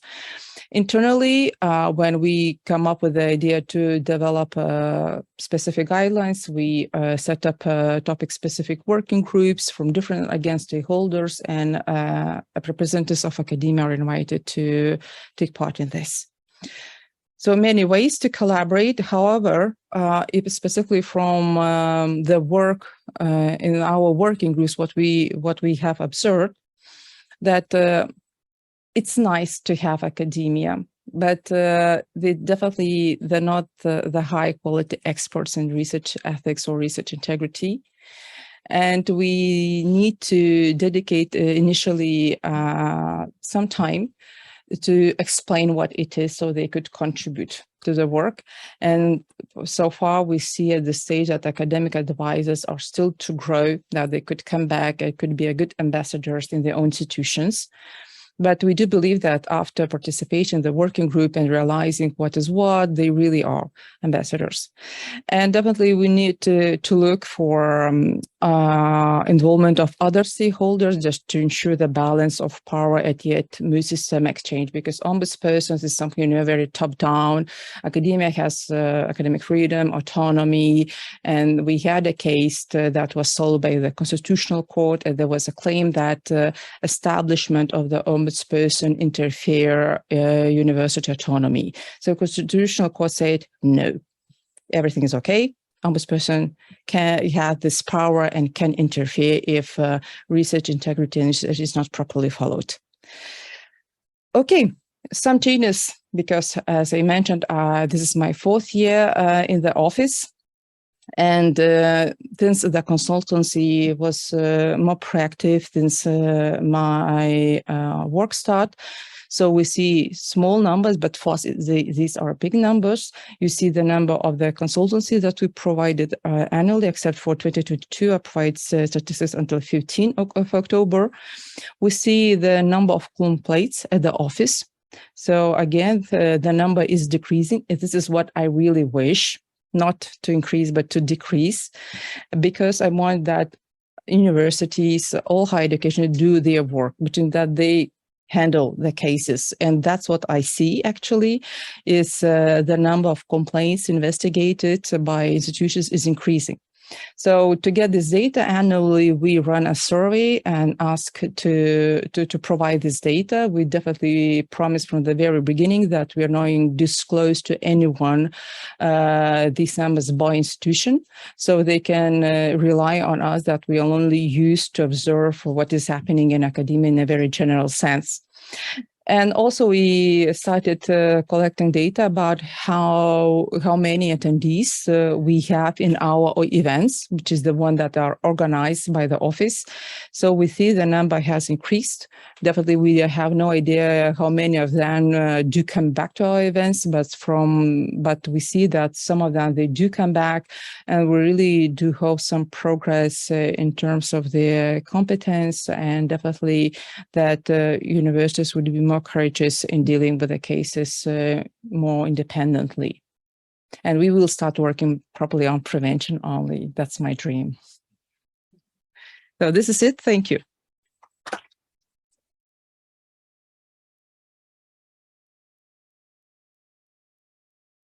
Any questions? Yeah. Thank you for your talk. It was very enlightening to me. Yes, now it works. Okay. I would like to know a little bit more about this ombudsman that you said to us, the ombudsman for academic research. Is at the national level? And if you could tell us more about the functions and how it relates with universities. Thank you. So Office of the Ombudsman acts in the very national level. And the main two functions that we have is handle the cases. It doesn't depend, is it high risk, major or minor? We should handle all cases if they fall under the definition what academic ethics is. Because lately we had to amend the definition as it covered too much that does not relate to ethics. Let's say even not integrity, but for example, to my consider that even was interfering in some governance matters, which is should not be a part of research ethics or integrity. So one point is to handle the cases, and definitely the one who is testified as guilty, then we meet in the courts. And definitely we have quite a large practice of defending our position in the courts. And actually we had lately quite of, I don't know,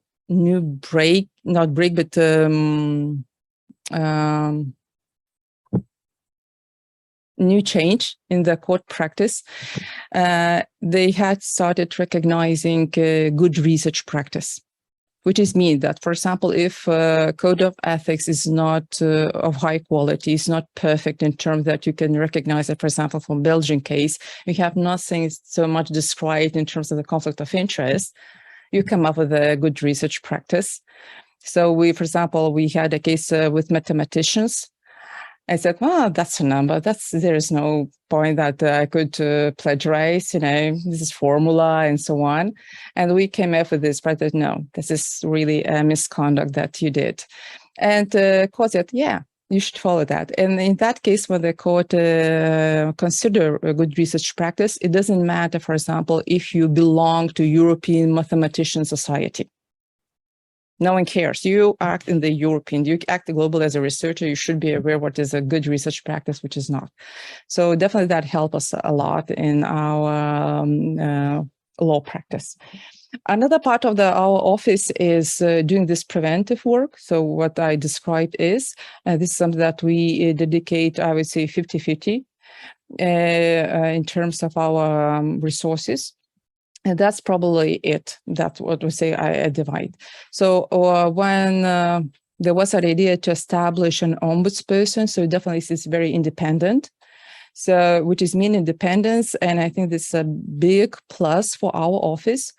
There is no one who tell us what should be done at national level. So we explore the environment, and we make a decision what should be done next. For example, after the barometer survey, we see that we need to come up with very core guidelines for our academia to give guidance how it should be done.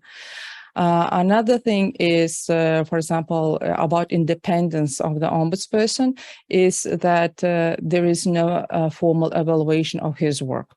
So Parliament, to whom I'm accountable, but that's accountability related, that I should be present to read the report, thanks them for listening and going back to my work. So this is kind of, I would say, big plus because you really are not affected by any political power. Definitely, there might be some, I don't know, mishappy for what they hear, but that's a pity. If they are mishappy, I can't do nothing with that. When you say that this person is handling any case, you mean that any normal person from the university not going through administrative procedures at the university level could go directly to this ombudsman person? Okay. Yeah, I mean, even we have cases only not only from researchers but also from students. So it could be bachelor student, for example. We've got also a case with a master degree student when his thesis was used by his supervisor to publish a paper. He was not included among the authors. So essentially, that fits within the definition of academic ethics.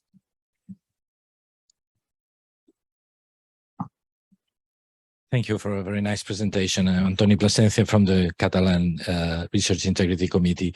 My question relates to the first part of your presentation because we've been discussed the issue of surveys. So I'd like to know, first of all, what was your response rate? I may have missed this, the response rate. And the second thing, any suggestions regarding a little bit the effectiveness or the somehow the elements that you think are key after your experience when designing, when implementing, and especially when digesting the contributions of the survey. Thank you. Okay, so when we considered to have a national survey in this regard, actually the first option that I went is to contact Tank in Finland. They had this survey.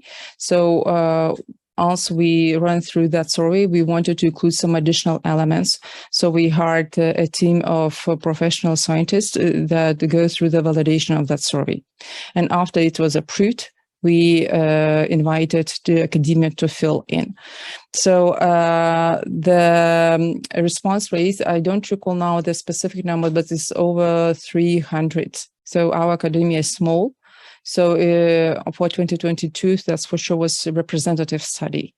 For 2022, I'm not sure. I need to check that data. But yeah, but that what when we come up with some specific idea of what should be developed further, we first present barometer findings and to show the situation. And specifically, we communicate with the leadership, which is we meet at this rectors conference. We present these findings and we come up with it and just see how they react. For example, lately we introduced the template of data management plan.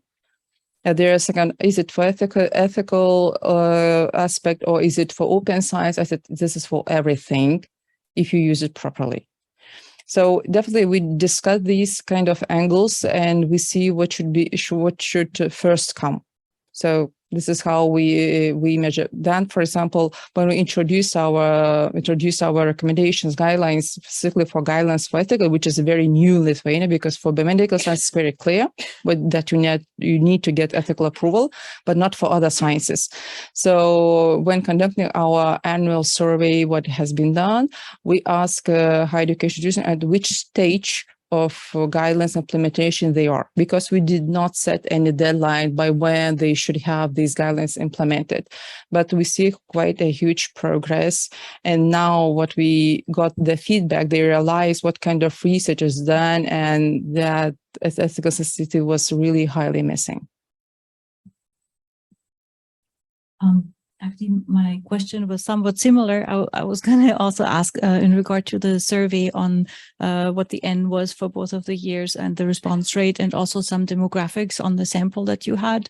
And also, I mean, you already said you sent it out to academics, but we heard anybody could come, including not just students, as you said earlier, but also people from administration and so on.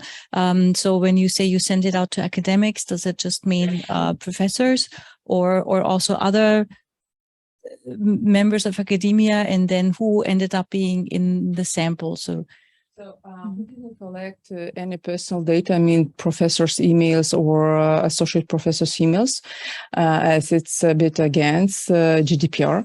But we communicated to leadership of all universities of applied sciences and research institutes, and we introduced that we are going to launch the national survey, and we explained the purpose.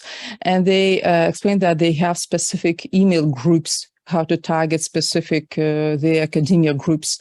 And we explained that our target groups are all the ones that teach, research, and including PhD students. So we do believe that they spread this to them, because I don't think that they would be glad to see that competence development is only 1 out of 5. Otherwise, they would, would be willing to have a higher coefficient in this regard. As for national survey, because we have this that we ran every second year at the national survey, we send also only 2 institutions and asked to fill in, but that is filled in by the Committee of Academic Ethics, because that's about the institutional practice. In the barometer survey, we do not ask to indicate this institution name. And this is something that they felt more confident in filling the data, because they said, okay, I don't need data what is happening at Vilnius University. I need to know what is happening in Lithuania academia. And that's, I think, maybe that was a good thing to do, not to ask this kind of data, because we didn't plan to make analysis based on this data.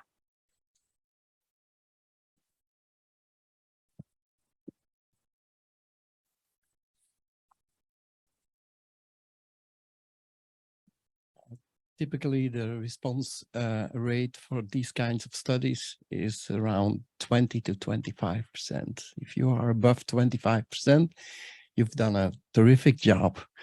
And it's the same for all kinds of surveys with very sensitive data, not only for research integrity. But of course, one may wonder who these 20 to 25% of the people are. Probably it's even more favorable. Your results will even be more favorable than if all of them, all of the complete population answered the question. Yeah, it could be so, but since we didn't intend to investigate, let's say, opinions of professors or another group of academia, this is not our primary focus. But what we were interested in, what is the lens of the experience in research conduct. This is what we asked about. And that was, we considered as the most crucial point here. Thank you, Loretta. I have a question regarding the National Research Ethics Guidelines that you mentioned. And I wondered if you could elaborate on the process. We see from Norway that it's crucial that the scientific community is heavily involved in making these guidelines for legitimacy. And also the guidelines, they are not only for researchers, but also for other actors in the research system, for funders and for other public and private actors.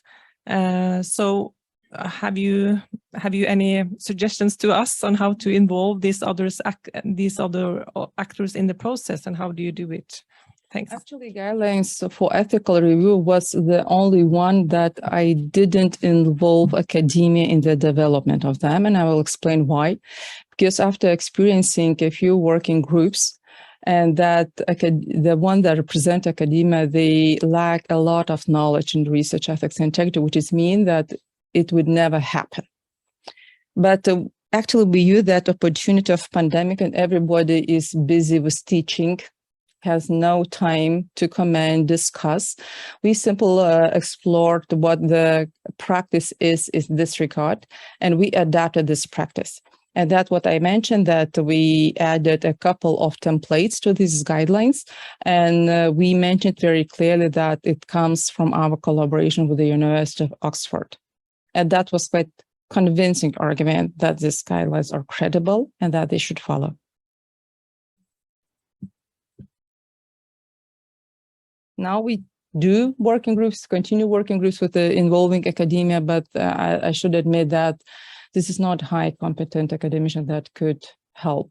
So after working for some time in the working group, they get more knowledge, and they are more cognizant of what is what, and definitely what I do believe they are better in explaining even to their own academia what is what.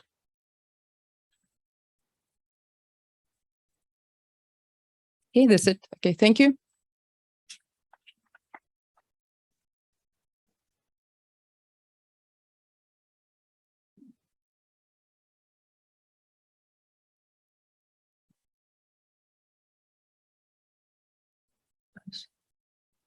Compassion.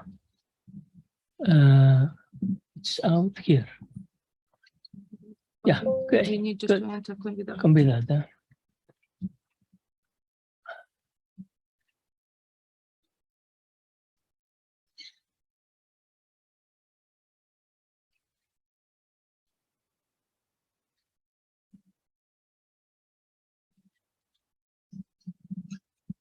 So just to begin with, I will just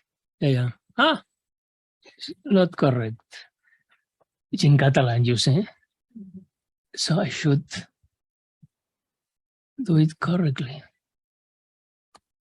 Yes. Okay. Here. No. Here. Okay. Just I will my duty. Yes.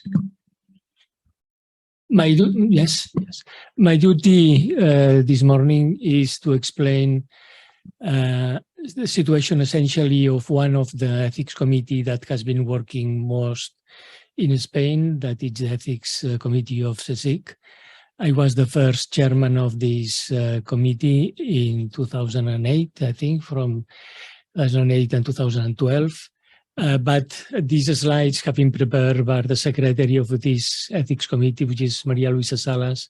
She is present here, and she has a lot of experience on that. So it is, any question will be to her, because it is.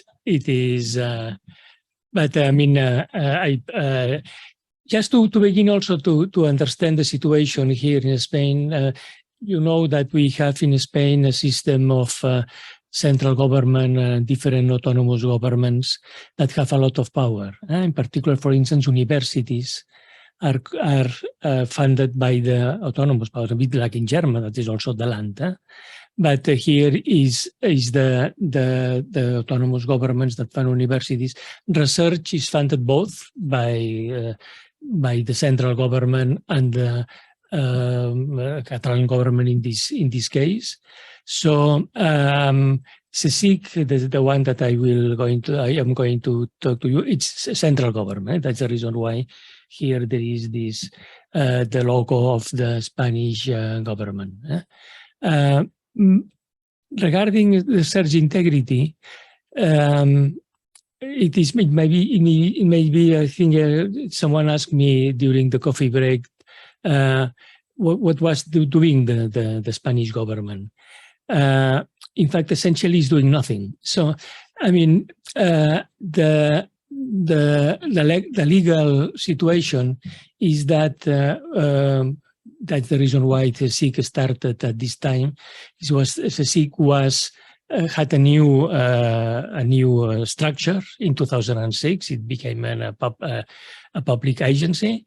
And it was an ethics committee was in there, so it was the reason why the CIC started. But in the Spanish legislation, there is a law in 2011 that an ethics committee also was present in this law, but it never was constituted. I mean, the government never constituted this as this ethics committee. It has been a reform this year. A new reform has been approved this year.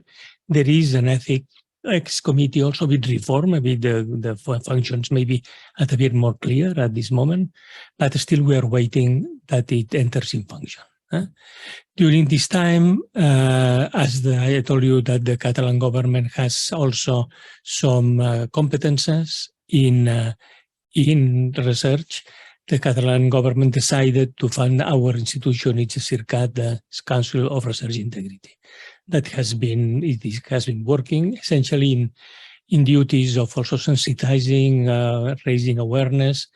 We had 2 or 3 small cases, but they were not essentially very, very important. So this is and of course, it is very important for us to know how different cultures, how they work in different cultures, because I mean, it's a matter of creating the culture, creating awareness, and time probably is what is important. But let me just go to this question. Some of the slides, I'm afraid, are in Spanish. I had no time to translate it, but I think you will understand it very, very easily. So one of the things that we did, this is the subject of this presentation. When this ethics committee was created, the first thing that we did was to write and ask the president of the CSIC to approve a code of good research practices. That was at the moment also we had the ALEA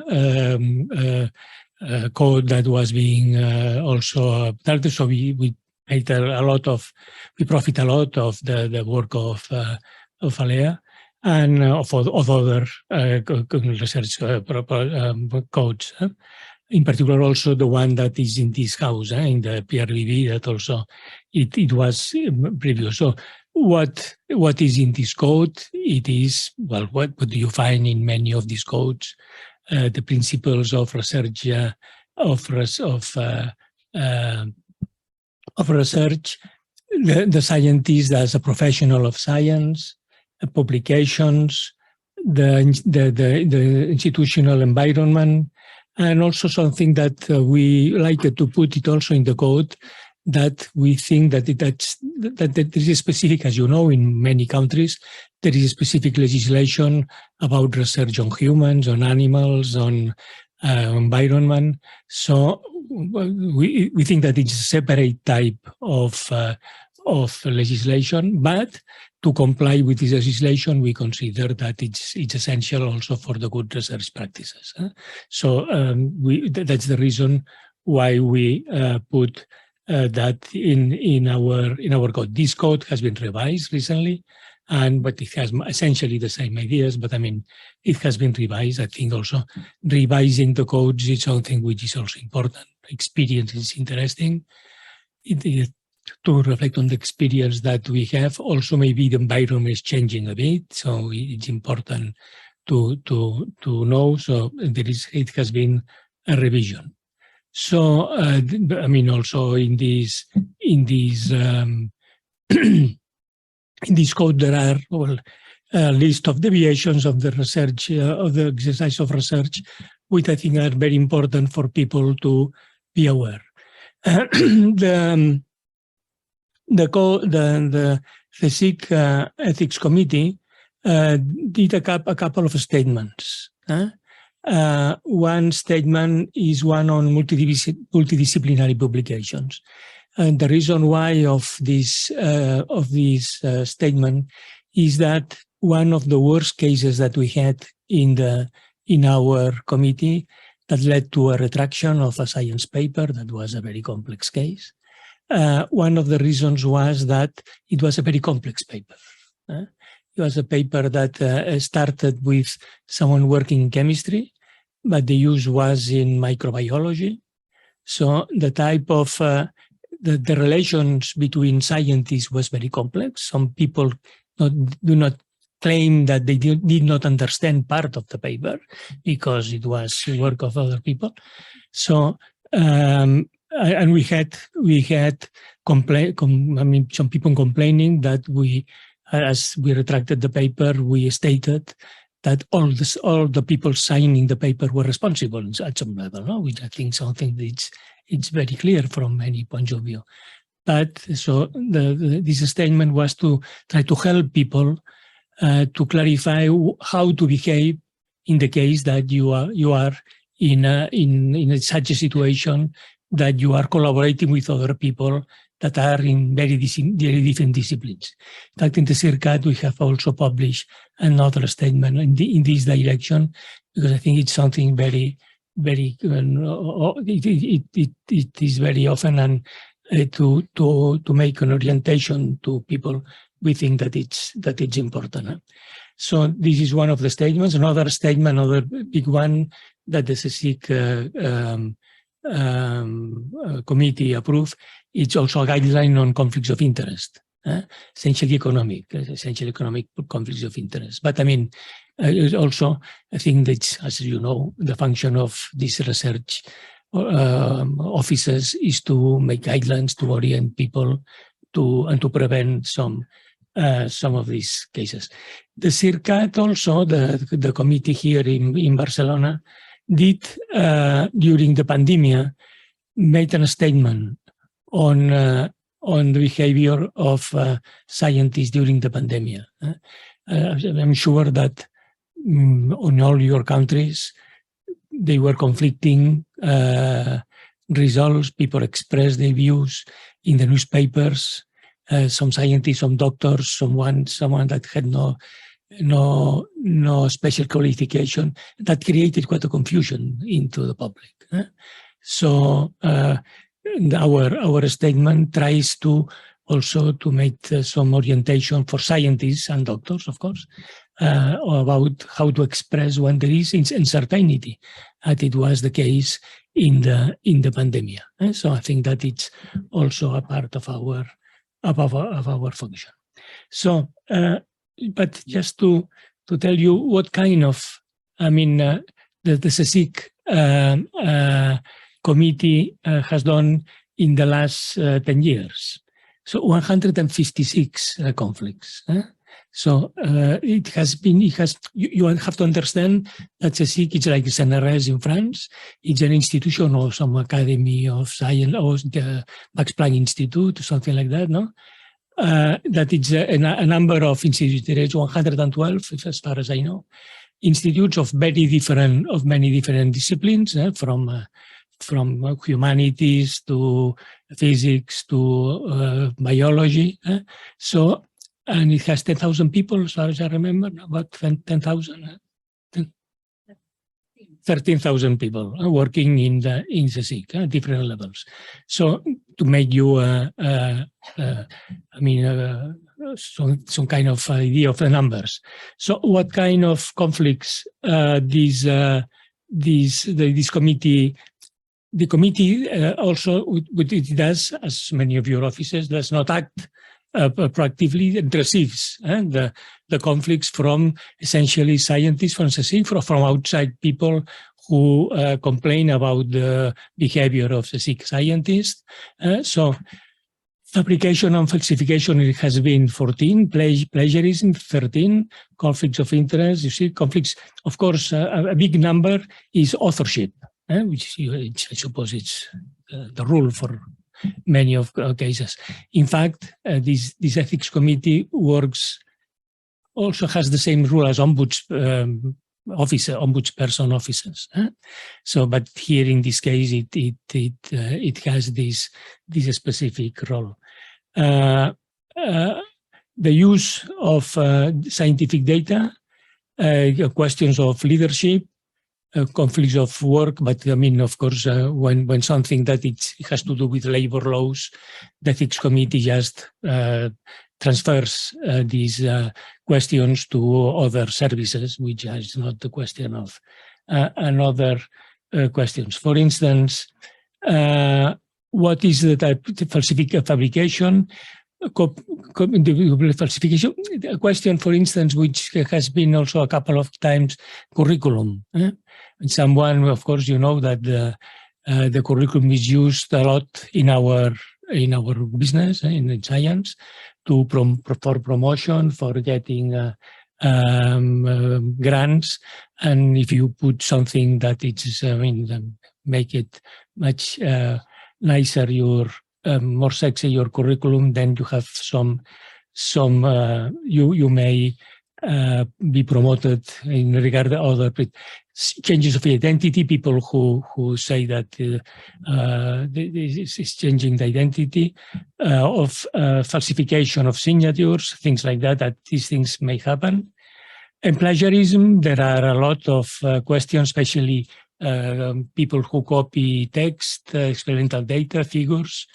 And it was also, I remember one case that someone used an article from a South American journal, thinking that nobody would realize that, and they put it in another, just copying completely from another author and copying completely in a CSIC run journal. But some people realized that. I mean, it was unfortunate that some people read the both papers and that it has to be retracted. Appropriation of ideas, all these kind of things, which are complex. When conflicts of interest, one complex in an institution like CSIC, the participation of people in spin-off companies that produces time to time some conflicts, which are, I mean, you know that institutions promote spin-off companies, and scientists are pushed to make spin-off companies, but then rules may be not as clear as that, or the interests are not clear as that, so that produces some conflicts. Collaboration of CSIC with other companies, this is what we discussed before, the use of CSIC in when you make an opinion. I think that's something that we have discussed. What is the role? How a scientist has to present himself or herself when talking to some people who ask for an opinion. Of course, scientists are normally very near of some. I see, for instance, now with questions about climate change, scientists find some results that may be very important, or they believe they are very important. They have to alert society that this thing is happening, and time to time, this scientist is acting like not as a scientist but an activist. So how do you especially use the name of your institution for this kind of activity? It's something that can be discussed. Of course, when you conflicts of interest in promotion on staff selection, this is maybe very complicated.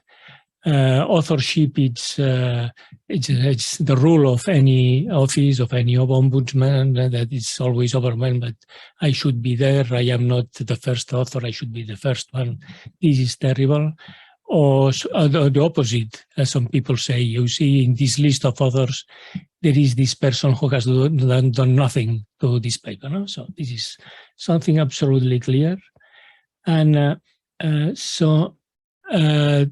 another, of course, different question is how to the supervisor supervise person. This relation, it may be very complex, and so there are different changes of supervisor. This is in an institution like CSIC, you understand that this is relatively frequent. At the end, also things like people are not using the money correctly. People are using for other means, or to people who have this participate in a grant conflict. I mean, I want to use the money for that. This is absolutely critical. So I think this is it is more or less what the CSIC has done. Thank you very much. And questions to Maria Luisa.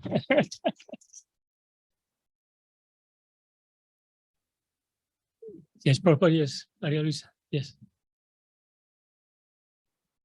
I would like only to add that the Spanish National Research Council Ethics Committee last year we presented a new version of the Code for Good Scientific Practices, And the main innovation in this version is that we included a definition of research integrity, a definition of responsible conduct of research, and new paragraphs concerning research with human subjects, animal research, a paragraph with regard to conflicts of interest, and another new paragraph is regarding violations of research integrity. The Spanish, the CSIC Ethics Committee also drew up a national statement on research integrity. That is a very, very short document, but I think that is very complete. It's only 2.5 pages, but it's very, I think it's very complete. These documents are on the CSIC webpage in a paragraph named Ethics and Integrity in Research. Both in Spanish and English. Yes, in Spanish. ¿What's the question there?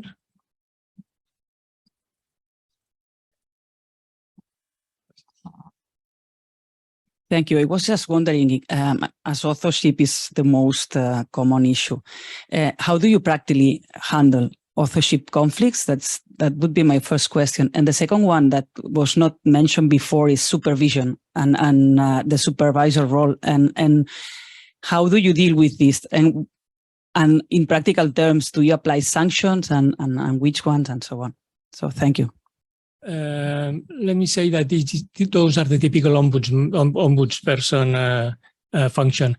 I am at this moment the ombudsperson of my center, and I deal with these questions. But CSIC, as there is a unified institution, that's the reason why the Ethics Committee does all these functions at the same time. Talking to people, you see, especially the supervisor, it normally are, in my experience, you have to understand the question. In majority of questions, it's a lack of communication and just talking to the both parts. Things often can be arranged, just arranging things, which is especially when you have, for instance, a PhD thesis that lasts a small time. So this thing, the best thing is to try to arrange the questions, but maybe there's lack of communication, things, messages which are not well. In some, a good proportion of cases, you can mediate relatively easily. In other cases, it's impossible. Things are, so you have to find another supervisor, or you have, I remember one case, a very interesting case, very funny, that it was a student who claimed that his supervisor did not give him enough work.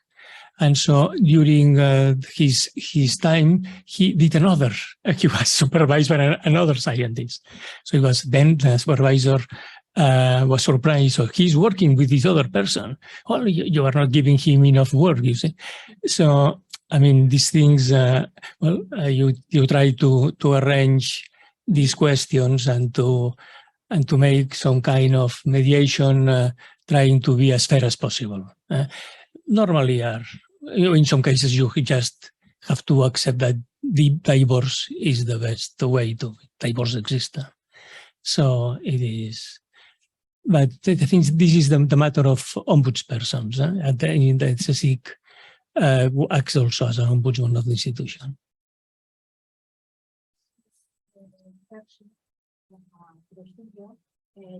With this kind of to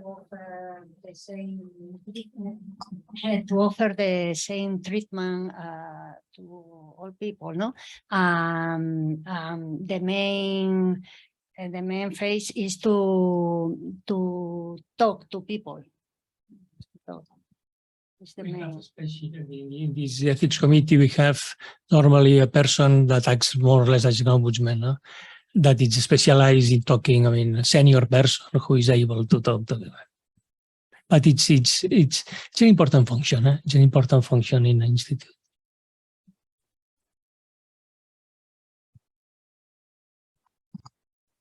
Yeah, in your committee, do you make any statement or recommendation about regarding the predatory journals? Not in our committee, but we did in ALEA. I mean, we are worried quite a lot. For instance, one of the questions that we are discussing in ALEA is the function of scientists in these journals. You see that. And how I know that, for instance, I am asked relatively often to advisory to committees to evaluate an institute, and normally one thing is that you never take into account publications in the journals, and even it may be something against the person who is publishing in these journals, no? And especially if someone a scientist is acting as an officer or whatever, editor, of these journals. It is, I think that, well, some journals are very clearly predatory, but there is all a gray. You see, there is a lot all of a gray function, which is complicated. Yeah, hi. My question regards the frequency of the authorship problems you mentioned. What we see in the Netherlands is that that is a lot of times just a sign of bad supervision. And I was wondering, did you encounter that too? And well, in the Netherlands, we try to focus more on the improvement of supervision to, make the problem of authorship, less big. I wondered how you. Numbers, I don't know. Is it there? So on the year,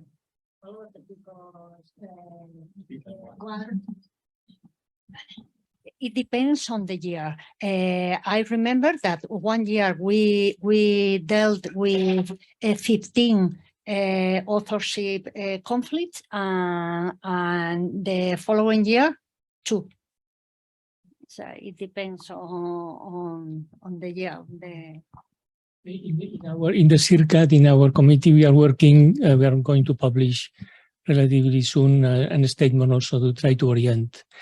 Here, you have to be aware of the existence of cultures of different disciplines. There are disciplines that everyone signs everything in alphabetic order, and that's it. And other where there is only one, the person who only signs only one person. Humanities, for instance, in general, some humanities, and others, for instance, biomedical. Now we have relatively clear rules, more or less, relatively clear rules. First ones as the one that has done the most of the work. Supervisors are at the end. But this is the matter, which is spreading a bit in disciplines. But every discipline has its own tradition. So, I mean, to make a completely clear rule in publication, it's not as easy as that. What we advocate in our statement is that at least things are very clear, that you have to be transparent in how and who is signing absolutely what are the rules in your discipline to be sure that they are followed. And I think that I see that in many institutions there are ways for supervising the supervisors. There are also mentors or doctoral schools, doctoral committees that follow, try to advise during, especially for the training, for the PhD, which is one of the places where these conflicts exist. So I think there are some mechanisms to try to avoid this kind of questions, and of course to inform everyone that what is your role. as a supervisor or as a supervisor also. In our code, there is some and also in the ALEA code of conduct also. This is general because the ALEA we did but it was very clear that the code of ALEA had to be very general. We could not specify because it has to be useful for everyone. It has to be general. So. Yes, thank you. It was interesting to hear that you have a definition of research integrity in the new codes, and as I understand it, it's a quite broad definition since you also include guidelines on research on individuals and animals, etc. And you also mention communication of uncertainty. So societal responsibility of research is maybe a part of it as well. And in Norway, we have this kind of broad definition of research ethics. So it kind of corresponds to this definition. So I think it's interesting to hear, and I think it's important because we all work with research integrity here, but we have some different definitions and understandings of what it really includes. But you have a kind of a broad definition, as I can hear, like we have in Norway then. For instance, for in Spain and in Europe, we have directives, for instance, for clinical trials. We have a general agreement about the Helsinki Declaration and all these things. We have a directive on experiments on animals. We have the GMO, the deliberate release. We have legislation. So, in fact, you could argue this is not part of research integrity. This is part of law. I mean, it is. You have to comply with laws as any other law that exists. So it is the separation between soft law that we are more or less dealing with and hard law, which is that it should be very clear. That's the reason also we try to include all the time in our committee jurists, which are essential for having our ideas very clear. As an ombudsperson, when someone comes to me with some complaints, I have to say, well, this is not exactly, that may be labor laws, for instance, you have to take, so harassment is something, has nothing to do with good practice, it has to do with, well, indirectly, because you have to comply with law, of course. But I mean, directly you have a specific law on harassment in work. So yes, so we have the same in Norway, but it's also part of the research ethics guidelines because it's also ethical obligations. So yes, but I mean the distinction is important. I think when something is in the law, you see there are courts, as you have in Lithuania, there are courts.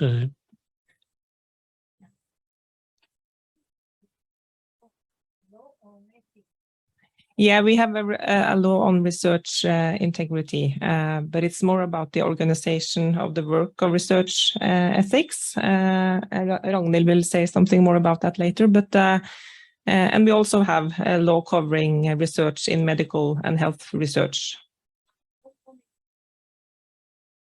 Yeah, we have 4 national committees. Yeah, right.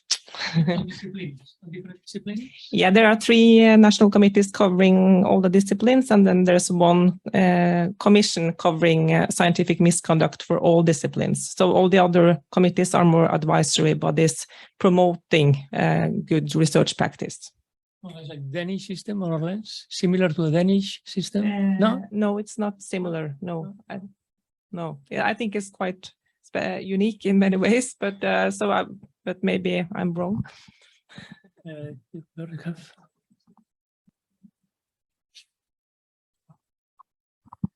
Isn't it strange that we have different regulations about scientific integrity in different countries?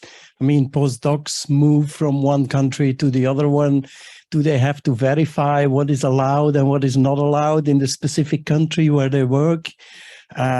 That is why I think that the ALEA code is quite important. It should not be so difficult to accept the ALEA code in all the European countries. Then at least at the European level, we know what should be understood in terms of scientific integrity. Probably that's the interest of that. I mean, it's being revised now. It's being revised, this code, but you're right. Please. Is it on? Oh, okay. Yeah, that I took up this about the ALEA code. Of course, I will say a few words about it later on. But I don't think we have a different view of things. What is acceptable, what is not, in a very sort of principle level of the word. And that's what the ALEA code is all about, because I think we can see it from the acceptance of the current version, how it somehow is accepted overnight, you could say, and then adapted. But then I don't think any national or institutional code says that don't care about this part of honesty in our country. It is allowed to copy, plagiarize, hark, whatever. So it's not, it's the because we have a very different view in different countries of how because this conceptual work, how we divide it into legal regulations, what is research ethics, what is research integrity, does some gender equality come into that, what about inclusiveness, where to draw the limits of guidelines. And so I think this is all very acceptable as such, because we have our different legal systems, but I think at the mindset level we don't have so many disagreements. I might be wrong, but I hope not.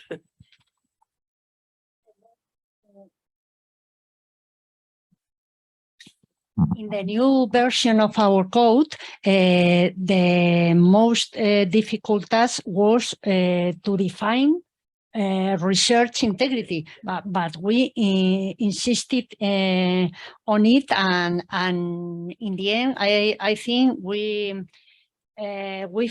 found an acceptable definition, a behavior pattern that includes to promote, but and to observe the highest professional standards and moral values in research.